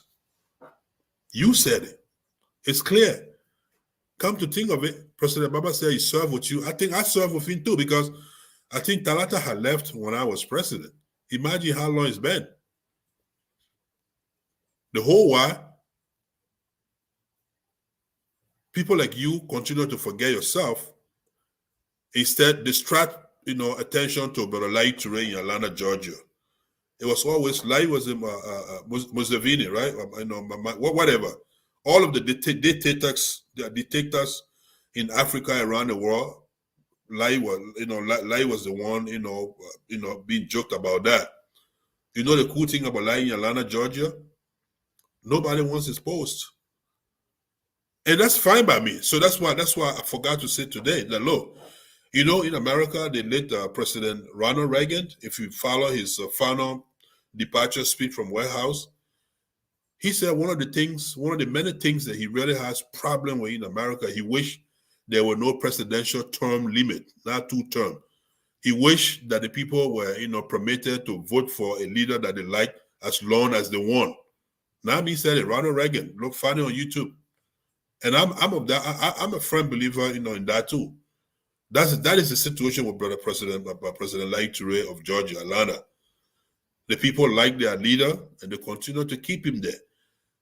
The whole time we've been here, you never hear any noise in Georgia. He's never been challenged. As a matter of fact, nobody wants his position because nobody can even come close to doing what he does for Georgia and the people of Georgia. He's put down the map. He puts his life on the line daily. He's the face of Georgia. So rather than voting that one, we ought to look at ourselves. Those of us who live in progressive, liberal, chapter states, especially Pennsylvania, how could you? If Talata had done that, would you have been president? If Talata had decided to perpetuate himself, would you have been president? Come on now, bro. Can't do that. Can't do that. Go. It's time to go. It's time for everything. Everything must come to an end. Everything. It be a good or bad. As a matter of fact, life itself does come to an end, doesn't it? So you've served, I think you've served well. I mean, in some minds, as far as the corruption, the misappropriation of funding, that's you and the people there. But you don't want to compound the situation. You don't want to do that. It's bad enough the people say you can't account for some money. In my opinion, it'd just be worse if we decide to just sit there and say, I'm not leaving and start another fight over something that's not worth, that you cannot win. You can never win that fight. Especially if it win means you staying there. Hell no. How can you? How? After 3, 4, 5 terms? And look at your constitution. That's why I've suggested in some of my previous talks that maybe Madingo organizations, we ought to eliminate the constitution thing. Let's get rid of it. Because it's not working for us. We are not people of the book. We are not people who are guided in principle, people who are guided by rule of. We are not. But I tell you what, what's happening in Pennsylvania is not unique to Pennsylvania. It's not unique. It's a virus. A spill over from Minnesota. First, it skipped Pennsylvania and went to Atlanta, Georgia with FELMAUSA Tuma. And now it comes back to Pennsylvania. And then it's the next destination that what we have to watch for. And I need not tell you, FELMAUSA Tuma is not interested in peace in this community. If they were, I would think immediately when they left Georgia, Minnesota would have been their first major stop to look into the problem they caused here. They didn't do that to today's date. I guarantee you they will not do it in Pennsylvania. They don't care. These are folks who are only interested in titles. They will tell lies in your names. They will roam around in your names. They will seek assistance, raise money, spend it in your names. They will enrich themselves in your names. On and on and on and on. They are not for peace. They are not for community building. They are not for community unity. They've never been. They never will be. Hear it from me. That's the truth. That is the truth. But the sooner Brother Sakor understands that his term is over, the better it shall be for the people of Pennsylvania. The better for the diaspora Madingo community. We are sick and tired of hearing these things. What kind of education do we have? What kind of degrees are we earning? What kind of degrees are we earning? How can we live in the world's greatest democracy where people disagree to agree? You think Donald Trump wanted to leave the White House? You think so? You really think so? But he had to. Not even Obama wanted to leave if it wasn't for the term limit. No. So, but this is a country where you live here, you will learn even without going to school. Just by living here, just by seeing things unfolding, just by watching the news, just by participating in your community activities, you will learn, you'll be educated. Not to mention people who have earned true, genuine academic credentials to their names, that they will stand in the way of democracy. They are the same. They want to be. Now, if the educated people can't get it right, how can you possibly blame the uneducated, though? Those we hold in high esteem as having distinguished themselves educationally, if they can't get it right, how can we possibly, blame, the folks who got no formal education? How can we? All right. On that note, I just want to do one last thing so I can get up from here and go get me some sleep. Like I said, I haven't slept in the last 24 hours and it's killing me. I probably took a little nap on the show today. I don't know if some of you noticed that because I'm very, very, very tired. I only did this show because I promised I was going to do it. And I don't like to promise and not deliver on. I don't do that. I don't issue empty threat. Let's just put it that way. When I say I'm coming, I'm coming. You can rest assured I will be coming. So what I'd like to do now, I wanted to see if I could read a few comments and then I can call it a night. About Touré, every good thing must come to an end. Yes, I agree. You know what? I'm not even going to get this. Is not going to work for me either. So I would just prepare myself to take off here. OB. Anyway. So, folks, there you have it. I like to think that we've come to the conclusion of tonight's presentation. In keeping with the notion that everything must come to an end, including good things. I'm not sure if this was the greatest show, but it wasn't bad. I think so. We addressed the issues. Inshallah, we will prepare for our next show, whenever that will be, or that may be next week, the week after, based on. I'm getting some people have called to say they want me to invite Soko. I don't mind that, but honestly, I don't think Soko should be going on shows right now.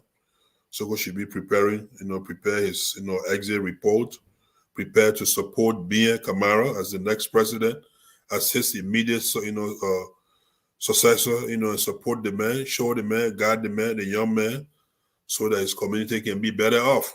That's what he should be doing. Not to mention, I doubt it very seriously that he will even take my invitation. Once people get in trouble, they don't come on LDF. Haven't you noticed that? Once they get out of line, they don't come on LDF. They only come, when all is well. Sekou Kena will tell you that. Bangali Tarawale will tell you. Who else again? Mamadi Sese will tell you. On and on and on. Sekou Kutubu will tell you. They only come when it's good. Once they land themselves in trouble, they don't come anymore. I don't care. I really don't care. So, folks, let's have a good night. Let's hold together.